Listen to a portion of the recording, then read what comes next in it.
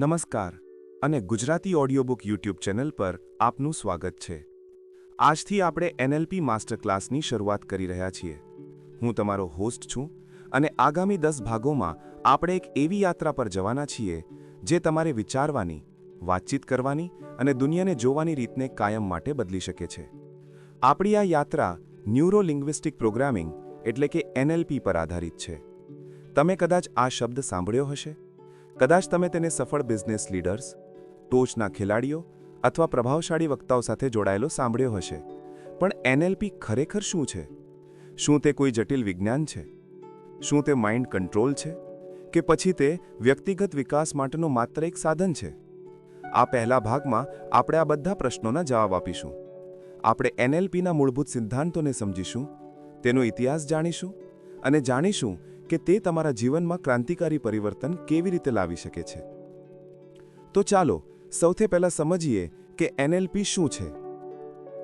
NLP શબ્દને જ તોડીએ। તેમાં 3 ભાગ છે: ન્યુરો, લિંગ્વિસ્ટિક અને પ્રોગ્રામિંગ। પહેલું છે ન્યુરો। આ તમારા મગજ, તમારી નર્વસ સિસ્ટમ એટલે કે જ્ઞાનતંતુઓ સાથે સંબંધિત છે। તે એ પ્રક્રિયા વિશે છે કે આપણે આપણી 5 ઇન્દ્રિયો આંખ, કાન, નાક, જીભ અને ત્વચા દ્વારા દુનિયાની માહિતી કેવી રીતે મેળવીએ છીએ અને તેને આપણા મગજમાં કેવી રીતે પ્રોસેસ કરીએ છીએ। તમે જે જુઓ છો, સાંભળો છો, અનુભવો છો, તે બધું ન્યુરો પ્રક્રિયા છે। બીજું છે લિંગ્વિસ્ટિક। આ ભાષા સાથે સંબંધિત છે। તે માત્ર આપણે જે શબ્દો બોલીએ છીએ તેના વિશે નથી, પણ આપણે જે અબોલા ભાષા એટલે કે નોન વર્બલ કમ્યુનિકેશન વાપરીએ છીએ, જેમ કે આપણું બોડી લેંગ્વેજ, આપણા હાવભાવ અને આપણા અવાજનો ટોન, તે બધા વિશે પણ છે। લિંગ્વિસ્ટિક એ પણ સમજાવે છે કે આપણે આપણી અંદર, આપણા મનમાં આપણી જાત સાથે કેવી રીતે વાત કરીએ છીએ। અને ત્રીજું છે પ્રોગ્રામિંગ। આ કમ્પ્યુટર પ્રોગ્રામિંગ જેવું જ છે, પણ તે આપણા મન અને વર્તન માટે છે। આપણા બધાના મનમાં ચોક્કસ પ્રોગ્રામ્સ કે પેટર્ન ચાલે છે। દાખલા તરીકે, જ્યારે તમે સવારે ઉઠો છો ત્યારે તમે આપોઆપ બ્રશ કરો છો, તે એક પ્રોગ્રામ છે।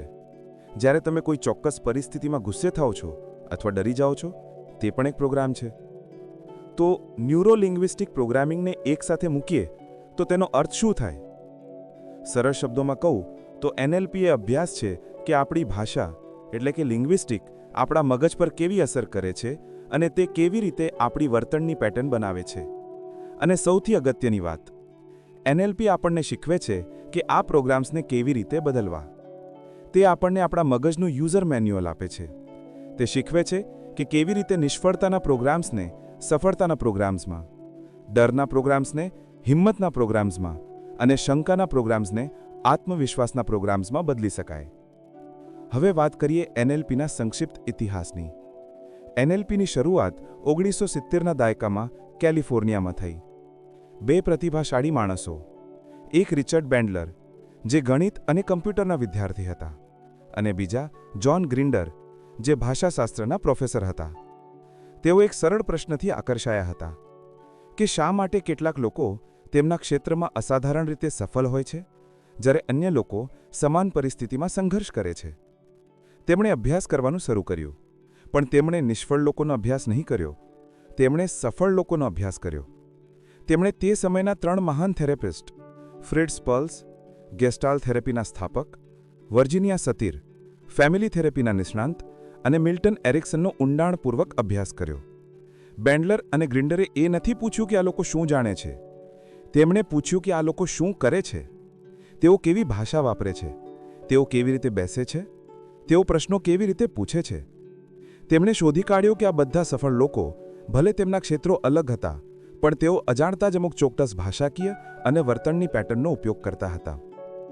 બેન્ડલર અને ગ્રિન્ડરે આ પેટર્નને ઓળખી, તેમને મોડેલ કરી અને એવી તકનીકો વિકસાવી કે જેથી કોઈ પણ સામાન્ય વ્યક્તિ આ પેટર્ન શીખી શકે અને અસાધારણ પરિણામો મેળવી શકે।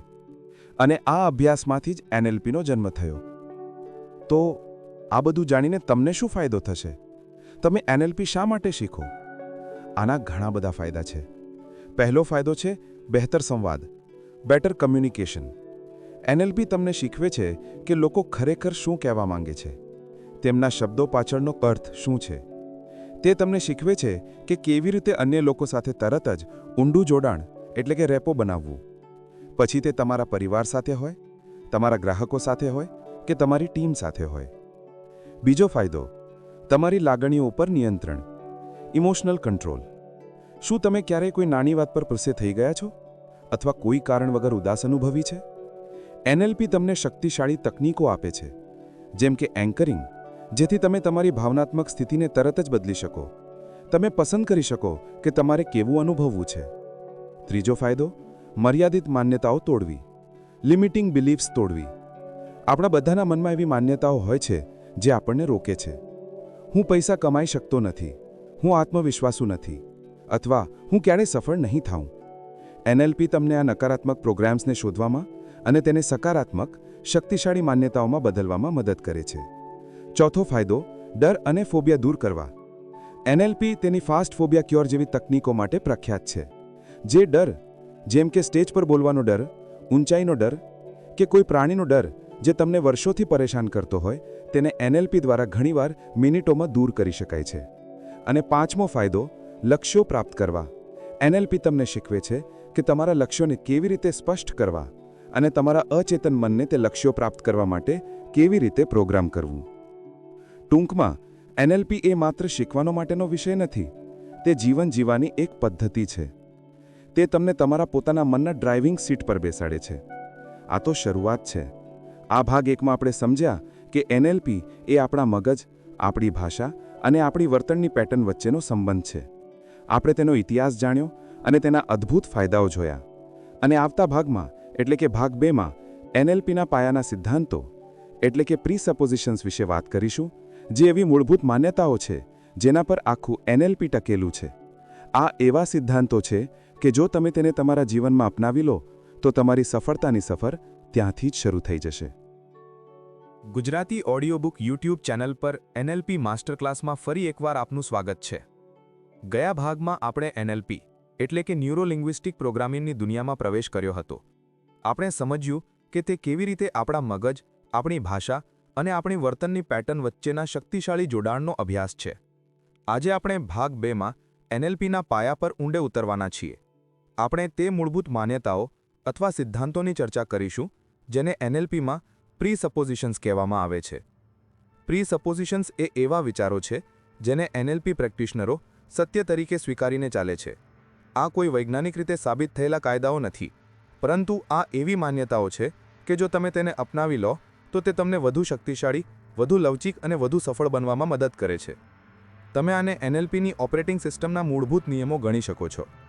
જેમ તમે નવી ભાષા શીખો ત્યારે તેના વ્યાકરણના નિયમો શીખો છો, તેમ એનએલપી શીખવા માટે આ માન્યતાઓને સમજવી જરૂરી છે.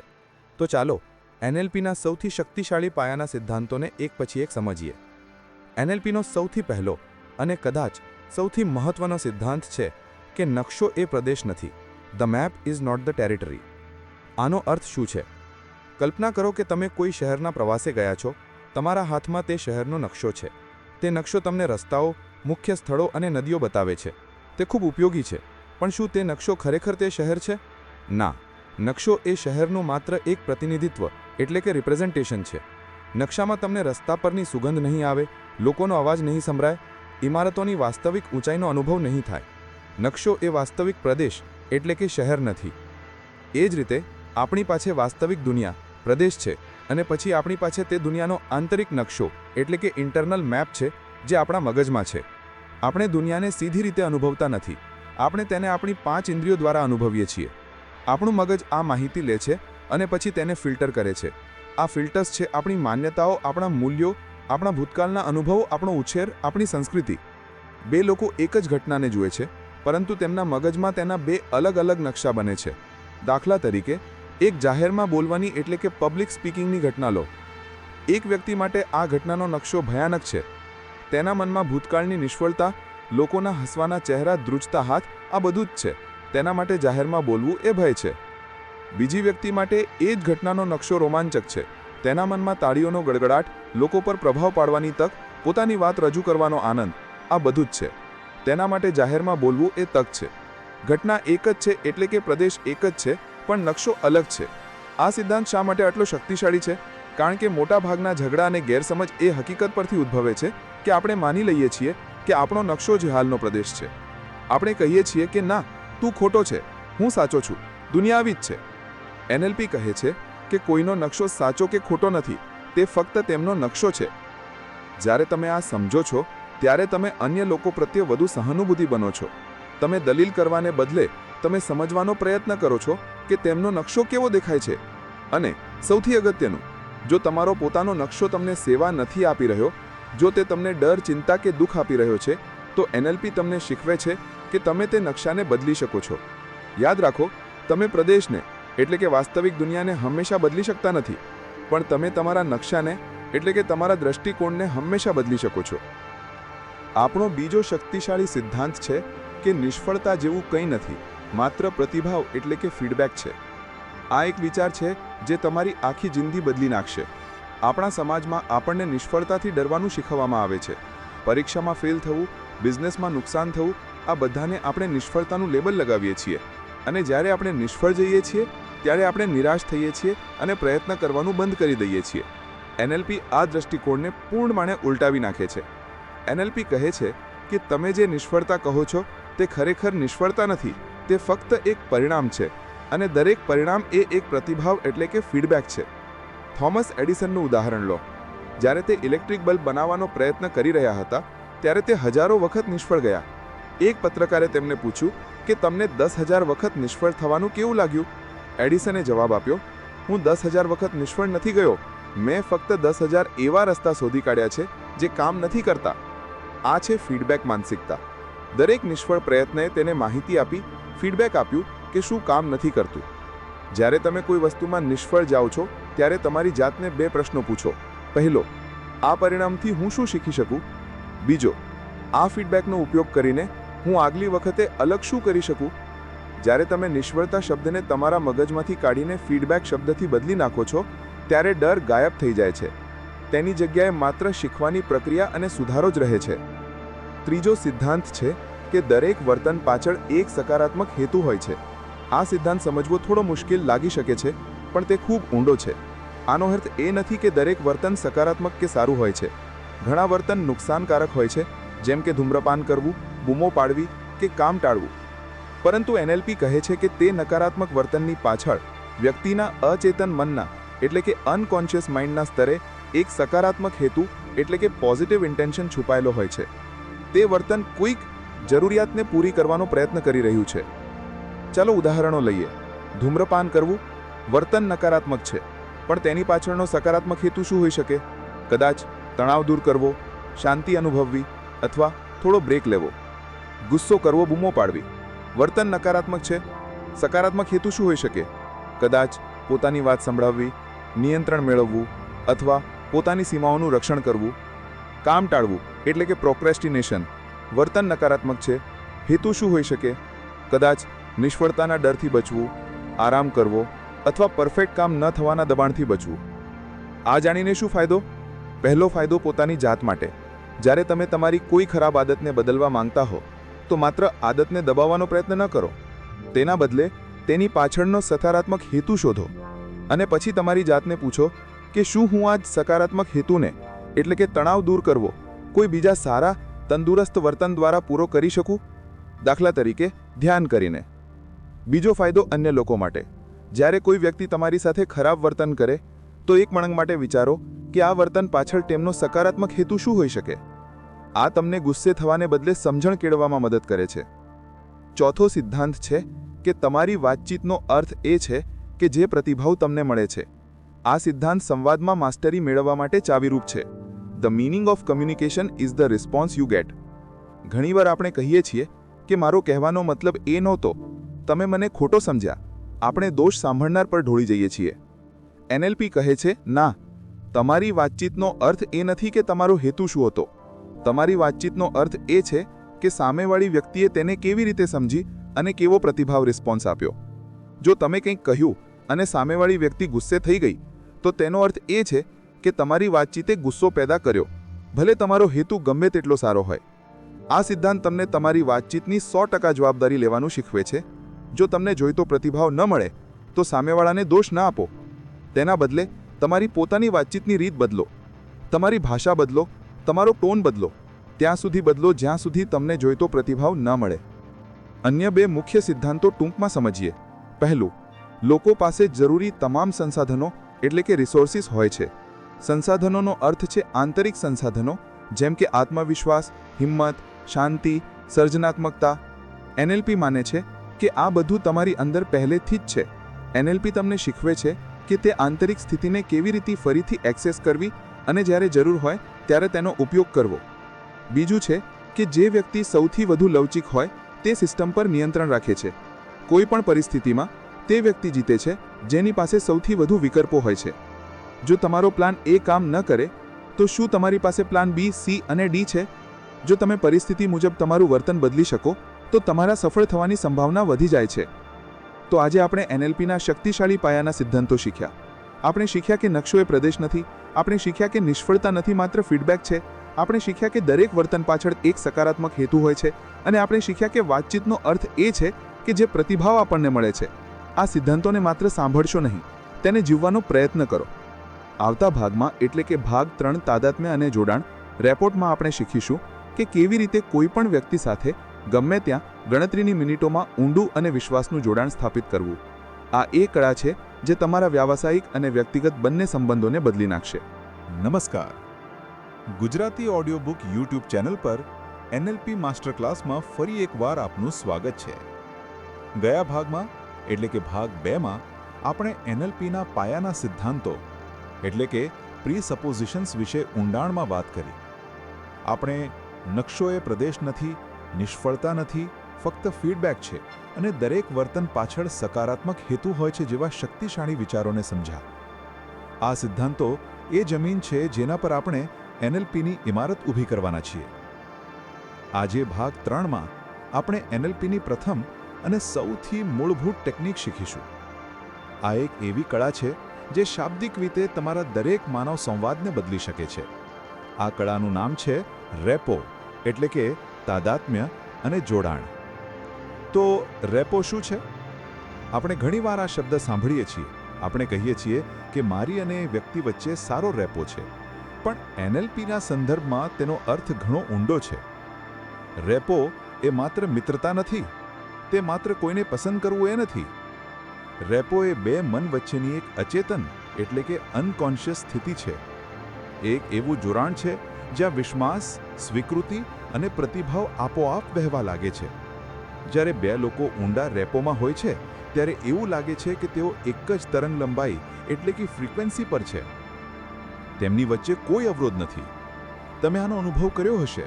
ક્યારેક તમે કોઈ અજાણી વ્યક્તિને મળો છો અને 5 જ મિનિટમાં એવું લાગે છે કે તમે તેમને વર્ષોથી ઓળખો છો. એ રેપો છે. અને ક્યારેક તમે કોઈની સાથે વર્ષોથી કામ કરો છો છતાં હંમેશા એક અંતર અનુભવાય છે. તે રેપોનો અભાવ છે. એનએલપીમાં રેપો એ બધું જ છે. તે પાયો છે. તમે કોઈને પ્રભાવિત કરવા માંગો, કોઈને શીખવવા માંગો, કોઈની સાથે વેચાણ કરવા માંગો કે કોઈની સમસ્યા હલ કરવામાં મદદ કરવા માંગો. જો રેપો નહીં હોય તો તમારી કોઈ ટેકનિક કામ નહીં કરે. તે માનવ સંચારનું ગંદર છે. એક સામાન્ય ગેરસમજ એ છે કે રેપો એટલે કોઈની હામાં હા મિલાવી અથવા દરેક વાત સાથે સહમત થવું. એવું બિલકુલ નથી. રેપો એટલે સમજણ. તે બીજા વ્યક્તિના નકશાને એટલે કે જેમ આપણે ભાગ 2માં શીખ્યા તેને સ્વીકારવાનું અને તેનું સન્માન કરવા વિશે છે. તો આ ઊંડું જોડાણ બને છે કેવી રીતે? સંશોધનો, ખાસ કરીને પ્રોફેસર આલ્બર્ટ મેહરાબિયનના સંશોધન મુજબ આપણા સંચારમાં શબ્દોનું મહત્વ ખૂબ જ ઓછું છે. તેમના પ્રખ્યાત 7%, 38%, 55%ના નિયમ મુજબ આપણા સંચારમાં માત્ર 7% પ્રભાવ આપણા શબ્દોનો હોય છે. 38% પ્રભાવ આપણા અવાજના ટોનનો હોય છે, એટલે કે અવાજની ગતિ, ઊંચાઈ, નીચાઈ અને વજન. અને સૌથી વધુ 55% પ્રભાવ આપણી શારીરિક ભાષા એટલે કે ફિઝિયોલોજી કે બોડી લેંગ્વેજનો હોય છે. લોકો તમે જે કહો છો તેના કરતાં વધારે તમે કેવી રીતે કહો છો અને તે કહેતી વખતે તમારું શરીર શું કરે છે તેના પર પ્રતિક્રિયા આપે છે. અને આ જ રેપો બનાવવાની ચાવી છે.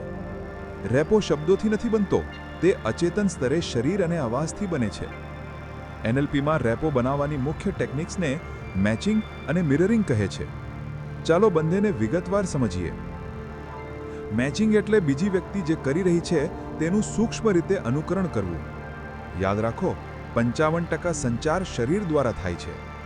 પહેલું છે પોસ્ચર, એટલે કે શરીરની મુદ્રાનું મેચિંગ. ધ્યાન આપો કે સામેવાળી વ્યક્તિ કેવી રીતે બેઠી છે. શું તેઓ ખુરશી પર આગળ ઝૂકીને બેઠા છે કે આરામથી પાછળ ટેકો દઈને બેઠા છે? શું તેમના પગ ક્રોસ કરેલા છે? શું તેઓ સીધા ટટ્ટાર બેઠા છે? તમે પણ ધીમેથી એ જ મુદ્રા અપનાવો. બીજું છે જેસ્ચર્સ, એટલે કે હાવભાવનું મેચિંગ. શું તે વ્યક્તિ વાત કરતી વખતે હાથનો ઘણો ઉપયોગ કરે છે કે તેમના હાથ શાંતિથી ટેબલ પર પડ્યા રહે છે? શું તેઓ નાના સૂક્ષ્મ હાવભાવ કરે છે કે મોટા અને નાટકીય? જો તેઓ હાથનો ઉપયોગ કરતા હોય તો તમે પણ વાત કરતી વખતે તમારા હાથનો થોડો ઉપયોગ કરો. અને ત્રીજું છે ચહેરાના હાવભાવ, એટલે કે ફેશિયલ એક્સપ્રેશન્સ. શું તેઓ વાત કરતી વખતે સ્મિત કરે છે? શું તેમની ભમર વારંવાર ઊંચી થાય છે? શું તેઓ ગંભીર ચહેરો રાખે છે? તેમના ચહેરાના ભાવ સાથે તમારા ભાવને મેચ કરો. અને ચોથું, સૌથી શક્તિશાળી અને સૂક્ષ્મ, શ્વાસનું મેચિંગ. આ થોડું અઘરું છે પણ અક્સીર છે. ધ્યાન આપો કે વ્યક્તિ કેવી રીતે શ્વાસ લઈ રહી છે.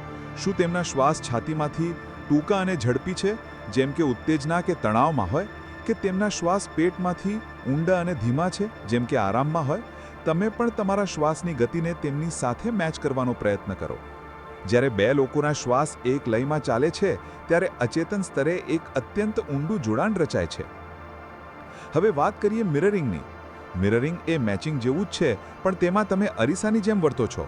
જો સામેવાળી વ્યક્તિ પોતાનો જમણો હાથ ઊંચો કરે તો મેચિંગમાં તમે પણ તમારો જમણો હાથ ઊંચો કરશો, પણ મિરરિંગમાં તમે તમારો ડાબો હાથ ઊંચો કરશો, બરાબર જાણે તમે તેમનો અરીસા હોવ. ઘણા લોકોને મિરરિંગ વધુ સ્વાભાવિક લાગે છે. અહીં એક ખૂબ જ મહત્વની ચેતવણી: આ બધું જ ખૂબ જ સૂક્ષ્મ, એટલે કે સટલ રીતે થવું જોઈએ. જો તમે કોઈની નકલ ઉતારશો તો તે તરત જ પકડાઈ જશે અને તે રેપોને બનાવવાને બદલે તોડી નાખશે. તે વ્યક્તિને લાગશે કે તમે તેની મજાક ઉડાવી રહ્યા છો. તેથી તરત જ નકલ ન કરો. થોડી સેકન્ડ વાર જુઓ. જો તેઓ પોતાનો પગ ક્રોસ કરે તો તમે 5 સેકન્ડ પછી કંઈક બીજું કરતી વખતે ધીમેથી તમારો પગ ક્રોસ કરો. આ બધું જ સામેવાળાના અચેતન મન સુધી જ પહોંચવું જોઈએ, ચેતન મન સુધી નહીં. આ તો થઈ 55% શરીરની વાત. હવે બાકીના 38% પર આવીએ, એટલે કે અવાજનું મેચિંગ, એટલે કે વોકલ મેચિંગ.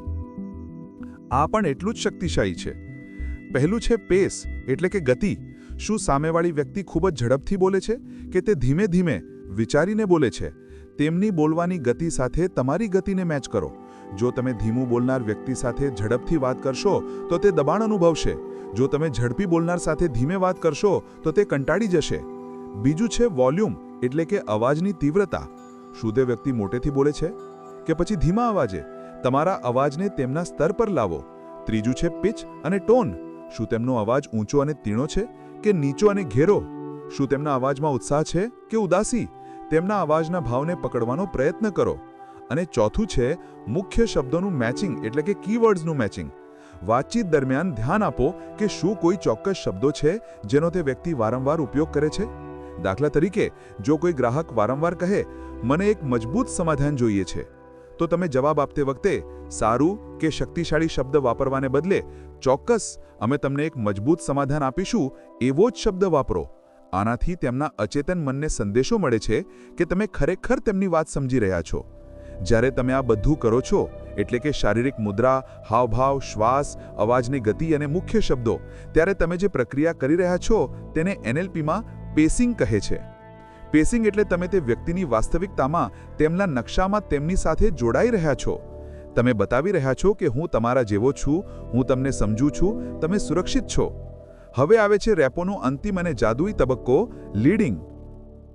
પેસિંગનો હેતુ લીડિંગ કરવાનો છે. લીડિંગ એટલે એકવાર તમે ઊંડો રેપો સ્થાપિત કરી લો, એટલે કે પર્યાપ્ત પેસિંગ કરી લો, પછી તમે તમારી સ્થિતિ બદલો છો અને સામેવાળી વ્યક્તિ અચેતનપણે તમારું અનુકરણ કરે છે. તમે રેપો સ્થાપિત થયો છે કે નહીં તે ચકાસી પણ શકો છો. થોડી મિનિટો સુધી પેસિંગ કર્યા પછી તમે ધીમેથી તમારી મુદ્રા બદલો. દાખલા તરીકે, જો તમે બંને આગળ ઝૂકેલા હો તો તમે ધીમેથી પાછળ ટેકો દઈને બેસો. જો થોડી જ સેકન્ડોમાં તે વ્યક્તિ પણ અચેતનપણે પાછળ ટેકો દઈને બેસે તો સમજી લો કે રેપો સ્થાપિત થઈ ચૂક્યો છે. એકવાર રેપો સ્થાપિત થઈ જાય પછી તમે તેમને લીડ કરી શકો છો. દાખલા તરીકે, જો કોઈ વ્યક્તિ ખૂબ જ ગુસ્સામાં હોય, તે ઝડપથી બોલી રહ્યો છે, મોટેથી બોલી રહ્યો છે અને શ્વાસ ઝડપી છે, તમે રેપો સ્થાપિત કરવા માટે પહેલાં તેને પેસ કરશો. તમે પણ થોડી ઝડપથી અને મક્કમ અવાજે વાત શરૂ કરશો. ગુસ્સાથી નહીં, પણ ઊર્જાને મેચ કરવા માટે. પછી ધીમે ધીમે તમે તમારી બોલવાની ગતિ ધીમી કરશો, તમારો અવાજ નરમ કરશો અને ઊંડા શ્વાસ લેશો. કારણ કે રેપો બંધાઈ ચૂક્યો છે, તે વ્યક્તિનું અચેતન મન તમારું અનુકરણ કરશે અને તે પણ તમારી સાથે શાંત સ્થિતિમાં આવવા લાગશે. આ છે રેપોની શક્તિ. આ કોઈ મેનિપ્યુલેશન કે છેતરપિંડી નથી. આ ઊંડી માનવ સમજણ અને જોડાણની પ્રક્રિયા છે. તો આ ભાગનો સારાંશ: રેપો એ એનએલપીનો પાયો છે. તે 55% શારીરિક ભાષા અને 38% અવાજના ટોનથી બને છે. આપણે મેચિંગ અને મિરરિંગ દ્વારા તેને સ્થાપિત કરીએ છીએ. આ પ્રક્રિયાને પેસિંગ કહે છે અને એકવાર રેપો સ્થાપિત થઈ જાય પછી આપણે તેને લીડિંગ દ્વારા વાતચીતને સકારાત્મક દિશામાં લઈ જઈ શકીએ છીએ. આ વર્ષ માટે તમારું હોમવર્ક: હમણાં જ મેચિંગ કરવાનો પ્રયત્ન ન કરો. આ અઠવાડિયામાં ફક્ત નિરીક્ષણ કરો. જ્યારે તમે લોકો સાથે વાત કરો ત્યારે ધ્યાન આપો. તેઓ કેવી રીતે બેઠા છે, તેમના હાથ ક્યાં છે, તેઓ ઝડપથી બોલે છે કે ધીમે. ફક્ત માહિતી એકત્રિત કરો. નિરીક્ષણ એ પહેલું પગલું છે. આવતા ભાગમાં એટલે કે ભાગ 4માં સંવેદનાત્મક જાગૃતતા એટલે કે સેન્સરી એક્યુટી અને VAK વિશે આપણે આ નિરીક્ષણને આગળના લેવલ પર લઈ જઈશું. આપણે શીખીશું કે લોકોના મગજમાં ખરેખર શું ચાલી રહ્યું છે, તેને કેવી રીતે જોવું અને સાંભળવું. આપણે શીખીશું કે લોકો કેવી રીતે વિચારે છે. શું તેઓ ચિત્રોમાં વિચારે છે, અવાજોમાં વિચારે છે કે લાગણીઓમાં? ગુજરાતી ઓડિયો બુક ચેનલ પર NLP માસ્ટર ક્લાસમાં મારી સાથે જોડાવા બદલ આભાર. નમસ્કાર. Gujarati audio book YouTube channel પર NLP માસ્ટર ક્લાસમાં ફરી એકવાર આપનું સ્વાગત છે. ગયા ભાગમાં એટલે કે ભાગ 3માં આપણે NLPની એક ખૂબ જ મહત્વપૂર્ણ કળા રેપોર્ટ એટલે કે તાદાત્મ્ય અને જોડાણ વિશે શીખ્યા. આપણે જોયું કે કેવી રીતે મેચિંગ, મિરરિંગ, પેસિંગ અને લીડિંગ દ્વારા આપણે કોઈપણ વ્યક્તિ સાથે ઊંડો અચેતન વિશ્વાસ સ્થાપિત કરી શકીએ છીએ. મેં તમને એક હોમવર્ક આપ્યું હતું, ફક્ત નિરીક્ષણ કરવાનું. લોકો કેવી રીતે બેસે છે, કેવી રીતે બોલે છે, તેમનો અવાજ કેવો છે તે જોવાનું. આજે ભાગ 4માં આપણે એ જ નિરીક્ષણની કળાને એકદમ નવા અને શક્તિશાળી સ્તર પર લઈ જવાના છીએ. આજનો આપણો વિષય છે સેન્સરી એક્યુઇટી, સંવેદનાત્મક જાગૃતિ. સેન્સરી એક્યુઇટીનો અર્થ છે તમારી ઇન્દ્રિયોની તીક્ષ્ણતા. તે માત્ર જોવા વિશે નથી, તે શું દેખાય છે તેની ચોક્કસ નોંધ લેવા વિશે છે. તે માત્ર સાંભળવા વિશે નથી, તે અવાજમાં કેવો ભાવ છે, ગતિ કેવી છે તે પારખવા વિશે છે. NLPમાં સંવેદનાત્મક જાગૃતિ એ કાચો ડેટા એકઠો કરવાની પ્રક્રિયા છે. આપણે ભાગ 2માં શીખ્યા હતા કે નકશો એ પ્રદેશ નથી. મોટાભાગના લોકો નકશાની દુનિયામાં જીવે છે, એટલે કે અર્થઘટન, ઇન્ટરપ્રિટેશનની દુનિયામાં. દાખલા તરીકે, જો તમે કોઈને જુઓ અને કહો તે ગુસ્સામાં લાગે છે, આ સંવેદનાત્મક જાગૃતિ નથી, આ તમારું અર્થઘટન છે, તમારો નકશો છે. સંવેદનાત્મક જાગૃતિ આના જેવી દેખાય છે. તેના જડબા ભીંચાયેલા છે, તેની ભમરો ચઢેલી છે, તેના નસકોરા ફૂલાયેલા છે, તે તેના હાથની મુઠ્ઠી વાળી રહ્યો છે અને તેનો અવાજ મોટો અને તીક્ષ્ણો છે. જોયું? આ છે ડેટા, આ છે પ્રદેશ. જ્યારે તમે આ સ્તરે નિરીક્ષણ કરવાનું શરૂ કરો છો ત્યારે તમે લોકોના મનમાં શું ચાલી રહ્યું છે તે સમજવાની શરૂઆત કરો છો. તો આપણે આ ડેટા ક્યાંથી મેળવીએ છીએ? આપણી 5 ઇન્દ્રિયોમાંથી.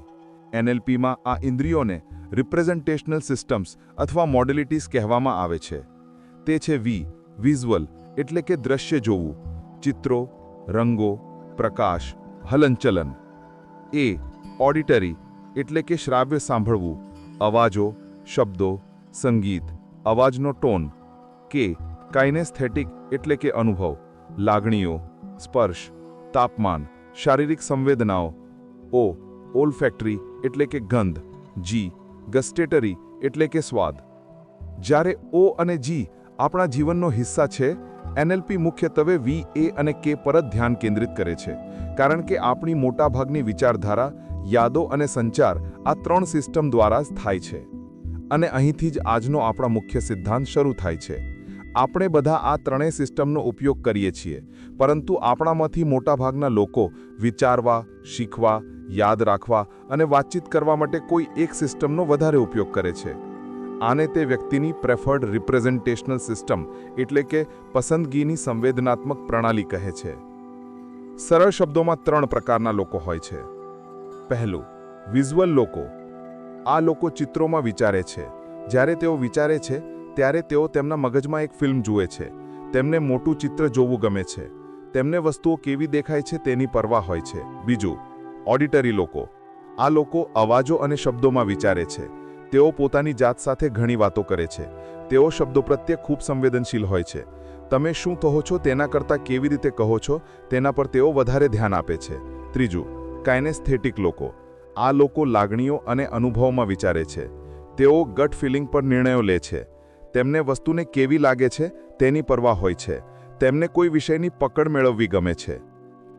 ત્રીજું, કાઇનેસ્થેટિક લોકો. આ લોકો લાગણીઓ અને અનુભવમાં વિચારે છે. તેઓ ગટ ફિલિંગ પર નિર્ણયો લે છે. તેમને વસ્તુને કેવી લાગે છે તેની પરવા હોય છે. તેમને કોઈ વિષયની પકડ મેળવવી ગમે છે. હવે મોટો પ્રશ્ન, તમે કેવી રીતે જાણશો કે સામેવાળી વ્યક્તિ વિઝ્યુઅલ, ઓડિટરી કે કાઇનેસ્થેટિક છે?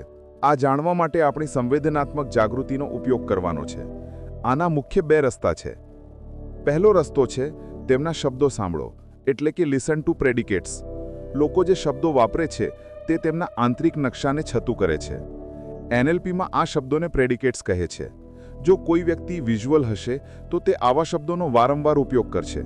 મને દેખાય છે કે તમે શું કહેવા માંગો છો. મારું ભવિષ્ય તેજસ્વી લાગે છે. આ બાબત પર થોડો પ્રકાશ પાડો. મને ચિત્ર સ્પષ્ટ થઈ ગયું. ચાલો જોઈએ કે શું થાય છે. તમારું દૃષ્ટિકોણ શું છે? આ શબ્દો છે જોવું, દેખાવું, ચિત્ર, સ્પષ્ટ, અંધારું, તેજસ્વી, બતાવો, ઉદાહરણ. જો કોઈ વ્યક્તિ ઓડિટરી હશે તો તે આવા શબ્દો વાપરશે. તે સાંભળવામાં બરાબર લાગે છે. હું તમને સાંભળી રહ્યો છું. મને કહો કે શું થયું. આ વાતમાં બહુ ઘોંઘાટ છે. આપણે એક જ સૂરમાં છીએ. તે મારા મગજમાં ઘંટડી વગાડે છે. આ શબ્દો છે સાંભળવું, કહેવું, અવાજ, શાંતિ, ઘોંઘાટ, સંગીત, ચર્ચા. અને જો કોઈ વ્યક્તિ કાઇનેસ્થેટિક હશે તો તે આવા શબ્દો વાપરશે. મને આ વાતની પકડ નથી આવતી. મને લાગે છે કે આ સાચું છે. આ એક મજબૂત દલીલ છે. મારું દિલ ભારે થઈ ગયું. ચાલો આ મુદ્દાને સ્પર્શ કરીએ. મને આ પરિસ્થિતિ ગરમ લાગે છે. આ શબ્દો છે લાગવું, અનુભવવું, પકડવું, સ્પર્શ, મજબૂત, ઠંડુ, ગરમ, ભારે. જ્યારે તમે લોકોના મુખ્ય શબ્દો પકડવાનું શરૂ કરો છો ત્યારે તમે તેમના મગજની ઓપરેટિંગ સિસ્ટમને સમજવાનું શરૂ કરો છો. બીજો રસ્તો, તેમની આંખોની ચળવળ એટલે કે આઈ એક્સેસિંગ ક્યુઝ જુઓ. આ NLPની એક ક્રાંતિકારી શોધ છે. આ સિદ્ધાંત કહે છે કે આપણે જ્યારે વિચારીએ છીએ ત્યારે આપણી આંખો જે દિશામાં ફરે છે તે બતાવે છે કે આપણે આપણા મગજના કયા ભાગનો ઉપયોગ કરીએ છીએ. આ નકશો એક સામાન્ય રીતે ગોઠવાયેલ જમણા હાથના વ્યક્તિ માટે છે. ડાબા હાથના લોકો માટે આ નકશો ઉલટો હોઈ શકે છે. તેથી હંમેશા પહેલા કેલિબ્રેટ એટલે કે ચકાસણી કરવી. કલ્પના કરો કે તમે તે વ્યક્તિની સામે બેઠા છો અને તેના ચહેરાને જોઈ રહ્યા છો. જો તે વ્યક્તિની આંખો ઉપર અને તેની ડાબી તરફ એટલે કે તમારી જમણી તરફ જાય છે તો તે વિઝ્યુઅલ કન્સ્ટ્રક્ટ એટલે કે VC છે. તે એક નવું ચિત્ર બનાવી રહ્યો છે. દાખલા તરીકે, જો તમે તેને કહો જાંબલી રંગના હાથીની કલ્પના કરો તો તેની આંખો ત્યાં જ જશે. જો તેની આંખો ઉપર અને તેની જમણી તરફ એટલે કે તમારી ડાબી તરફ જાય તો તે વિઝ્યુઅલ રિમેમ્બર્ડ એટલે કે VR છે. તે એક જૂનું ચિત્ર યાદ કરી રહ્યો છે. દાખલા તરીકે, તમારા ઘરનો મુખ્ય દરવાજો કેવો દેખાય છે? જો તેની આંખો વચ્ચે એટલે કે અને તેની ડાબી તરફ જાય તો તે ઓડિટરી કન્સ્ટ્રક્ટ એટલે કે AC છે. તે એક નવો અવાજ બનાવી રહ્યો છે. દાખલા તરીકે, કલ્પના કરો કે ડોનાલ્ડ ડક ગુજરાતી બોલી રહ્યો છે.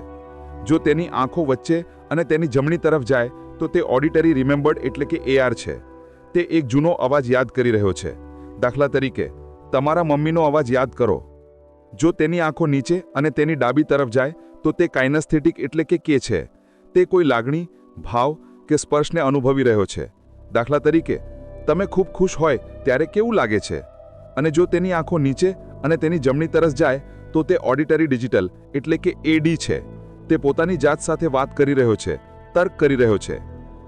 દાખલા તરીકે, તમારો ફોન નંબર મનમાં બોલો. આંખો જે દિશામાં જાય છે તે તેમનું મુખ્ય વિચાર દર્શાવે છે. તો હવે આ VAK મોડેલનો ઉપયોગ શું? શા માટે આ જાણવું જરૂરી છે? જવાબ છે રેપોર્ટને અત્યંત ઊંડો બનાવવા માટે. યાદ છે ભાગ 3માં આપણે પેસિંગ શીખ્યા હતા? આપણે શારીરિક ભાષા અને અવાજને મેચ કરતા હતા. હવે આપણે તેમના વિચારવાની શૈલીને મેચ કરીશું. જો તમે ઓળખી લો કે સામેવાળી વ્યક્તિ વિઝ્યુઅલ છે, તે જુઓ, દેખાય જેવા શબ્દો વાપરે છે અને વારંવાર ઉપર જુએ છે, તો તમે પણ તેની સાથે વિઝ્યુઅલ ભાષામાં વાત કરો. તેને કહો, ચાલો આખી બાબત પર નજર કરીએ. તમે જોઈ શકો છો કે આનો કેવો ફાયદો દેખાય છે. હું તમને એક મોટું ચિત્ર બતાવું. જો તે વ્યક્તિ ઓડિટરી હોય તો ઓડિટરી ભાષા વાપરો. ચાલો આ વિશે વાત કરીએ. શું આ તમને બરાબર સંભળાય છે? હું તમને કહેવા માંગુ છું કે કંઈ કરીએ. અને જો તે વ્યક્તિ કાઇનેસ્થેટિક હોય તો કાઇનેસ્થેટિક ભાષા વાપરો. તમને આ વિશે કેવું લાગે છે? ચાલો એક એવું સમાધાન શોધીએ જે મજબૂત હોય. હું તમારી સાથે આ મુદ્દે જોડાવા માંગુ છું. જ્યારે તમે શાબ્દિક રીતે તેમની ભાષા બોલો છો ત્યારે તેમના અચેતન મનને એક શક્તિશાળી સંદેશ મળે છે કે આ વ્યક્તિ મારા જેવી છે, આ વ્યક્તિ મને સમજે છે, અને રેપોર્ટ તરત જ અને ઊંડા સ્તરે સ્થાપિત થાય છે. આનો ઉપયોગ તમે અભ્યાસમાં, વેચાણમાં, નેતૃત્વમાં, સંબંધોમાં, જીવનના દરેક ક્ષેત્રમાં કરી શકો છો. તો આ ભાગનો સારાંશ: આપણે સંવેદનાત્મક જાગૃતિ એટલે કે અર્થઘટન કરવાને બદલે ચોક્કસ ડેટા જોવાનું શીખ્યા. આપણે VAK મોડેલ શીખ્યા કે લોકો મુખ્યત્વે ચિત્રો, અવાજો અને લાગણીઓમાં વિચારે છે અને તેમને ઓળખવાની બે રીત શીખ્યા: તેમના શબ્દો સાંભળીને અને તેમની આંખોની ચળવળ એટલે કે આઈ એક્સેસિંગ ક્યુઝ જોઈને. આ વિષય હંમેશા આપણા અચેતન મનમાં રહે છે અને આપણે જે વિચારતા હોઈએ છીએ તેની છાપ છોડે છે. જે મુજબ સામેવાળી વ્યક્તિ આપણા વિચારોને ભાવી હોય તે આશા રાખી શકીએ અને તે મુજબ સમાનતા કે જોડાઈ શકીએ. આ સેન્સરી એક્યુઇટીને કારણે આપણે એકબીજાને ઊંડાણથી ઓળખી શકીએ છીએ અને સારી રીતે જોડાઈ શકીએ છીએ. આ વસ્તુ આપણે જીવનના દરેક ક્ષેત્રમાં અપનાવી શકીએ છીએ. આ ભાગનો સારાંશ માત્ર સેન્સરી એક્યુઇટી વિશેનો હતો. આપણે જોયું કે કેવી રીતે અર્થઘટન કરવાને બદલે ચોક્કસ ડેટા જોવાનું છે. આપણે VAK મોડેલ શીખ્યા કે લોકો મુખ્યત્વે ચિત્રો, અવાજો અને લાગણીઓમાં વિચારે છે અને તેમને ઓળખવાની બે રીત શીખ્યા: તેમના શબ્દો સાંભળીને અને તેમની આંખોની ચળવળ એટલે કે આઈ એક્સેસિંગ ક્યુઝ જોઈને. આપણે સેન્સરી એક્યુઇટીમાં જાણી શકીએ કે લોકો તેમના મનમાં ચિત્રો, અવાજો અને લાગણીઓ કેવી રીતે બનાવે છે. તો શું એવો કોઈ રસ્તો છે કે આપણે કોઈ સારી લાગણી જેમ કે આત્મવિશ્વાસ કે ખુશીને પકડી શકીએ અને જ્યારે જોઈએ ત્યારે તેનો ઉપયોગ કરી શકીએ? જી હા, અને એ જ આપણો આજનો આગામી વિષય છે. આવતા ભાગમાં આપણે આના વિશે ચર્ચા કરીશું કે મનમાં સારી લાગણીઓ માટે સ્વિચ કેવી રીતે બનાવવી, જેથી આપણે ગમે ત્યારે, ગમે ત્યાં આત્મવિશ્વાસ, શાંતિ કે ખુશીનો અનુભવ કરી શકીએ. આવા નવા વિષય સાથે મળીશું. ગુજરાતી ઓડિયો બુક ચેનલ પર NLP માસ્ટર ક્લાસમાં મારી સાથે જોડાવા બદલ નમસ્કાર. Gujarati audio book YouTube channel પર NLP માસ્ટર ક્લાસમાં ફરી એકવાર આપનું સ્વાગત છે. ગયા ભાગમાં એટલે કે ભાગ 3માં આપણે NLPની એક ખૂબ જ મહત્વપૂર્ણ કળા રેપોર્ટ એટલે કે તાદાત્મ્ય અને જોડાણ વિશે શીખ્યા. આપણે જોયું કે કેવી રીતે મેચિંગ, મિરરિંગ, પેસિંગ અને લીડિંગ દ્વારા આપણે કોઈપણ વ્યક્તિ સાથે ઊંડો અચેતન વિશ્વાસ સ્થાપિત કરી શકીએ છીએ. મેં તમને એક હોમવર્ક આપ્યું હતું, ફક્ત નિરીક્ષણ કરવાનું. લોકો કેવી રીતે બેસે છે, કેવી રીતે બોલે છે, તેમનો અવાજ કેવો છે તે જોવાનું. આજે ભાગ 4માં આપણે એ જ નિરીક્ષણની કળાને એકદમ નવા અને શક્તિશાળી સ્તર પર લઈ જવાના છીએ. આજનો આપણો વિષય છે સેન્સરી એક્યુઇટી, સંવેદનાત્મક જાગૃતિ. સેન્સરી એક્યુઇટીનો અર્થ છે તમારી ઇન્દ્રિયોની તીક્ષ્ણતા. તે માત્ર જોવા વિશે નથી, તે શું દેખાય છે તેની ચોક્કસ નોંધ લેવા વિશે છે. તે માત્ર સાંભળવા વિશે નથી, તે અવાજમાં કેવો ભાવ છે, ગતિ કેવી છે તે પારખવા વિશે છે. NLPમાં સંવેદનાત્મક જાગૃતિ એ કાચો ડેટા એકઠો કરવાની પ્રક્રિયા છે. આપણે ભાગ 2માં શીખ્યા હતા કે નકશો એ પ્રદેશ નથી. મોટાભાગના લોકો નકશાની દુનિયામાં જીવે છે, એટલે કે અર્થઘટન, ઇન્ટરપ્રિટેશનની દુનિયામાં. દાખલા તરીકે, જો તમે કોઈને જુઓ અને કહો તે ગુસ્સામાં લાગે છે, આ સંવેદનાત્મક જાગૃતિ નથી, આ તમારું અર્થઘટન છે, તમારો નકશો છે. સંવેદનાત્મક જાગૃતિ આના જેવી દેખાય છે. તેના જડબા ભીંચાયેલા છે, તેની ભમરો ચઢેલી છે, તેના નસકોરા ફૂલાયેલા છે, તે તેના હાથની મુઠ્ઠી વાળી રહ્યો છે અને તેનો અવાજ મોટો અને તીક્ષ્ણો છે. જોયું? આ છે ડેટા, આ છે પ્રદેશ. જ્યારે તમે આ સ્તરે નિરીક્ષણ કરવાનું શરૂ કરો છો ત્યારે તમે લોકોના મનમાં શું ચાલી રહ્યું છે તે સમજવાની શરૂઆત કરો છો. તો આપણે આ ડેટા ક્યાંથી મેળવીએ છીએ? આપણી 5 ઇન્દ્રિયોમાંથી. NLPમાં આ ઇન્દ્રિયોને રિપ્રેઝન્ટેશનલ સિસ્ટમ્સ અથવા મોડેલિટીઝ કહેવામાં આવે છે. તે છે વિઝ્યુઅલ એટલે કે દ્રશ્ય જોવું, ચિત્રો, રંગો, પ્રકાશ, હલનચલન. ઓડિટરી એટલે કે શ્રાવ્ય સાંભળવું, અવાજો, શબ્દો, સંગીત, અવાજનો ટોન. કાઇનેસ્થેટિક એટલે કે અનુભવ, લાગણીઓ, સ્પર્શ, તાપમાન, શારીરિક સંવેદનાઓ. ઓલ્ફેક્ટરી એટલે કે ગંધ. ગસ્ટેટરી એટલે કે સ્વાદ. જ્યારે ઓ અને જી આપણા જીવનનો હિસ્સા છે, એનએલપી મુખ્યત્વે વી અને કે પર જ ધ્યાન કેન્દ્રિત કરે છે, કારણ કે આપણી મોટાભાગની વિચારધારા, યાદો અને સંચાર આ 3 સિસ્ટમ દ્વારા જ થાય છે. અને અહીંથી જ આજનો આપણા મુખ્ય સિદ્ધાંત શરૂ થાય છે. આપણે બધા આ 3 સિસ્ટમનો ઉપયોગ કરીએ છીએ, પરંતુ આપણામાંથી મોટાભાગના લોકો વિચારવા, શીખવા, યાદ રાખવા અને વાતચીત કરવા માટે કોઈ એક સિસ્ટમનો વધારે ઉપયોગ કરે છે.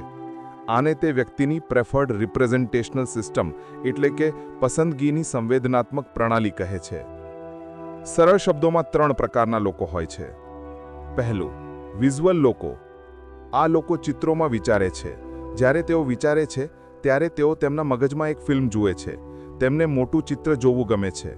તેમને વસ્તુઓ કેવી દેખાય છે તેની પરવા હોય છે. બીજું, ઓડિટરી લોકો. આ લોકો અવાજો અને શબ્દોમાં વિચારે છે. તેઓ પોતાની જાત સાથે ઘણી વાતો કરે છે. તેઓ શબ્દો પ્રત્યે ખૂબ સંવેદનશીલ હોય છે. તમે શું કહો છો તેના કરતાં કેવી રીતે કહો છો તેના પર તેઓ વધારે ધ્યાન આપે છે. ત્રીજું, કાઇનેસ્થેટિક લોકો. આ લોકો લાગણીઓ અને અનુભવમાં વિચારે છે. તેઓ ગટ ફિલિંગ પર નિર્ણયો લે છે. તેમને વસ્તુને કેવી લાગે છે તેની પરવા હોય છે. તેમને કોઈ વિષયની પકડ મેળવવી ગમે છે. ત્રીજું, કાઇનેસ્થેટિક લોકો. આ લોકો લાગણીઓ અને અનુભવમાં વિચારે છે. તેઓ ગટ ફિલિંગ પર નિર્ણયો લે છે. તેમને વસ્તુને કેવી લાગે છે તેની પરવા હોય છે. તેમને કોઈ વિષયની પકડ મેળવવી ગમે છે. હવે મોટો પ્રશ્ન, તમે કેવી રીતે જાણશો કે સામેવાળી વ્યક્તિ વિઝ્યુઅલ, ઓડિટરી કે કાઇનેસ્થેટિક છે? આ જાણવા માટે આપણી સંવેદનાત્મક જાગૃતિનો ઉપયોગ કરવાનો છે. આના મુખ્ય 2 રસ્તા છે. પહેલો રસ્તો છે તેમના શબ્દો સાંભળો, એટલે કે લિસન ટુ પ્રેડિકેટ્સ. લોકો જે શબ્દો વાપરે છે તે તેમના આંતરિક નકશાને છતું કરે છે. એનએલપીમાં આ શબ્દોને પ્રેડિકેટ્સ કહે છે. જો કોઈ વ્યક્તિ વિઝ્યુઅલ હશે તો તે આવા શબ્દોનો વારંવાર ઉપયોગ કરશે. મને દેખાય છે કે તમે શું કહેવા માંગો છો. મારું ભવિષ્ય તેજસ્વી લાગે છે. આ બાબત પર થોડો પ્રકાશ પાડો. મને ચિત્ર સ્પષ્ટ થઈ ગયું. ચાલો જોઈએ કે શું થાય છે. તમારું દૃષ્ટિકોણ શું છે? આ શબ્દો છે જોવું, દેખાવું, ચિત્ર, સ્પષ્ટ, અંધારું, તેજસ્વી, બતાવો, ઉદાહરણ. જો કોઈ વ્યક્તિ ઓડિટરી હશે તો તે આવા શબ્દો વાપરશે. તે સાંભળવામાં બરાબર લાગે છે. હું તમને સાંભળી રહ્યો છું. મને કહો કે શું થયું. આ વાતમાં બહુ ઘોંઘાટ છે. આપણે એક જ સૂરમાં છીએ. તે મારા મગજમાં ઘંટડી વગાડે છે. આ શબ્દો છે સાંભળવું, કહેવું, અવાજ, શાંતિ, ઘોંઘાટ, સંગીત, ચર્ચા. અને જો કોઈ વ્યક્તિ કાઇનેસ્થેટિક હશે તો તે આવા શબ્દો વાપરશે. મને આ વાતની પકડ નથી આવતી. મને લાગે છે કે આ સાચું છે. આ એક મજબૂત દલીલ છે. મારું દિલ ભારે થઈ ગયું. ચાલો આ મુદ્દાને સ્પર્શ કરીએ. મને આ પરિસ્થિતિ ગરમ લાગે છે. આ શબ્દો છે લાગવું, અનુભવવું, પકડવું, સ્પર્શ, મજબૂત, ઠંડુ, ગરમ, ભારે. જ્યારે તમે લોકોના મુખ્ય શબ્દો પકડવાનું શરૂ કરો છો ત્યારે તમે તેમના મગજની ઓપરેટિંગ સિસ્ટમને સમજવાનું શરૂ કરો છો.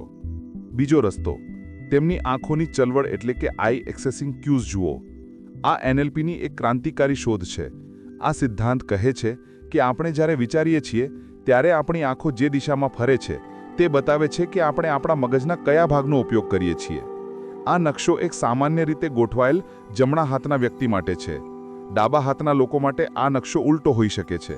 તેથી હંમેશા પહેલા કેલિબ્રેટ એટલે કે ચકાસણી કરવી.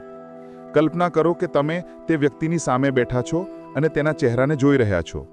જો તે વ્યક્તિની આંખો ઉપર અને તેની ડાબી તરફ એટલે કે તમારી જમણી તરફ જાય છે તો તે વિઝ્યુઅલ કન્સ્ટ્રક્ટ એટલે કે વીસી છે. તે એક નવું ચિત્ર બનાવી રહ્યો છે. દાખલા તરીકે, જો તમે તેને કહો જાંબલી રંગના હાથીની કલ્પના કરો તો તેની આંખો ત્યાં જ જશે. જો તેની આંખો ઉપર અને તેની જમણી તરફ એટલે કે તમારી ડાબી તરફ જાય તો તે વિઝ્યુઅલ રિમેમ્બર્ડ એટલે કે વીઆર છે. તે એક જૂનું ચિત્ર યાદ કરી રહ્યો છે.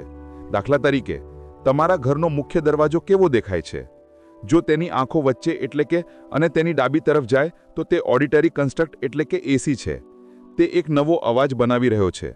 દાખલા તરીકે, કલ્પના કરો કે ડોનાલ્ડ ડક ગુજરાતી બોલી રહ્યો છે. જો તેની આંખો વચ્ચે અને તેની જમણી તરફ જાય તો તે ઓડિટરી રિમેમ્બર્ડ એટલે કે AR છે. તે એક જૂનો અવાજ યાદ કરી રહ્યો છે. દાખલા તરીકે, તમારા મમ્મીનો અવાજ યાદ કરો. જો તેની આંખો નીચે અને તેની ડાબી તરફ જાય તો તે કાઇનેસ્થેટિક એટલે કે K છે. તે કોઈ લાગણી, ભાવ કે સ્પર્શને અનુભવી રહ્યો છે. દાખલા તરીકે, તમે ખૂબ ખુશ હોય ત્યારે કેવું લાગે છે? અને જો તેની આંખો નીચે અને તેની જમણી તરફ જાય તો તે ઓડિટરી ડિજિટલ એટલે કે AD છે. તે પોતાની જાત સાથે વાત કરી રહ્યો છે, તર્ક કરી રહ્યો છે. દાખલા તરીકે, તમારો ફોન નંબર મનમાં બોલો. આંખો જે દિશામાં જાય છે તે તેમનું મુખ્ય વિચાર દર્શાવે છે. તો હવે આ VAK મોડેલનો ઉપયોગ શું, શા માટે આ જાણવું જરૂરી છે? જવાબ છે, રેપોર્ટને અત્યંત ઊંડો બનાવવા માટે. યાદ છે ભાગ 3માં આપણે પેસિંગ શીખ્યા હતા? આપણે શારીરિક ભાષા અને અવાજને મેચ કરતા હતા. હવે આપણે તેમના વિચારવાની શૈલીને મેચ કરીશું. જો તમે ઓળખી લો કે સામેવાળી વ્યક્તિ વિઝ્યુઅલ છે, તે જુઓ, દેખાય જેવા શબ્દો વાપરે છે અને વારંવાર ઉપર જુએ છે, તો તમે પણ તેની સાથે વિઝ્યુઅલ ભાષામાં વાત કરો. તેને કહો, ચાલો આખી બાબત પર નજર કરીએ. તમે જોઈ શકો છો કે આનો કેવો ફાયદો દેખાય છે. હું તમને એક મોટું ચિત્ર બતાવું. જો તે વ્યક્તિ ઓડિટરી હોય તો ઓડિટરી ભાષા વાપરો. ચાલો આ વિશે વાત કરીએ. શું આ તમને બરાબર સંભળાય છે?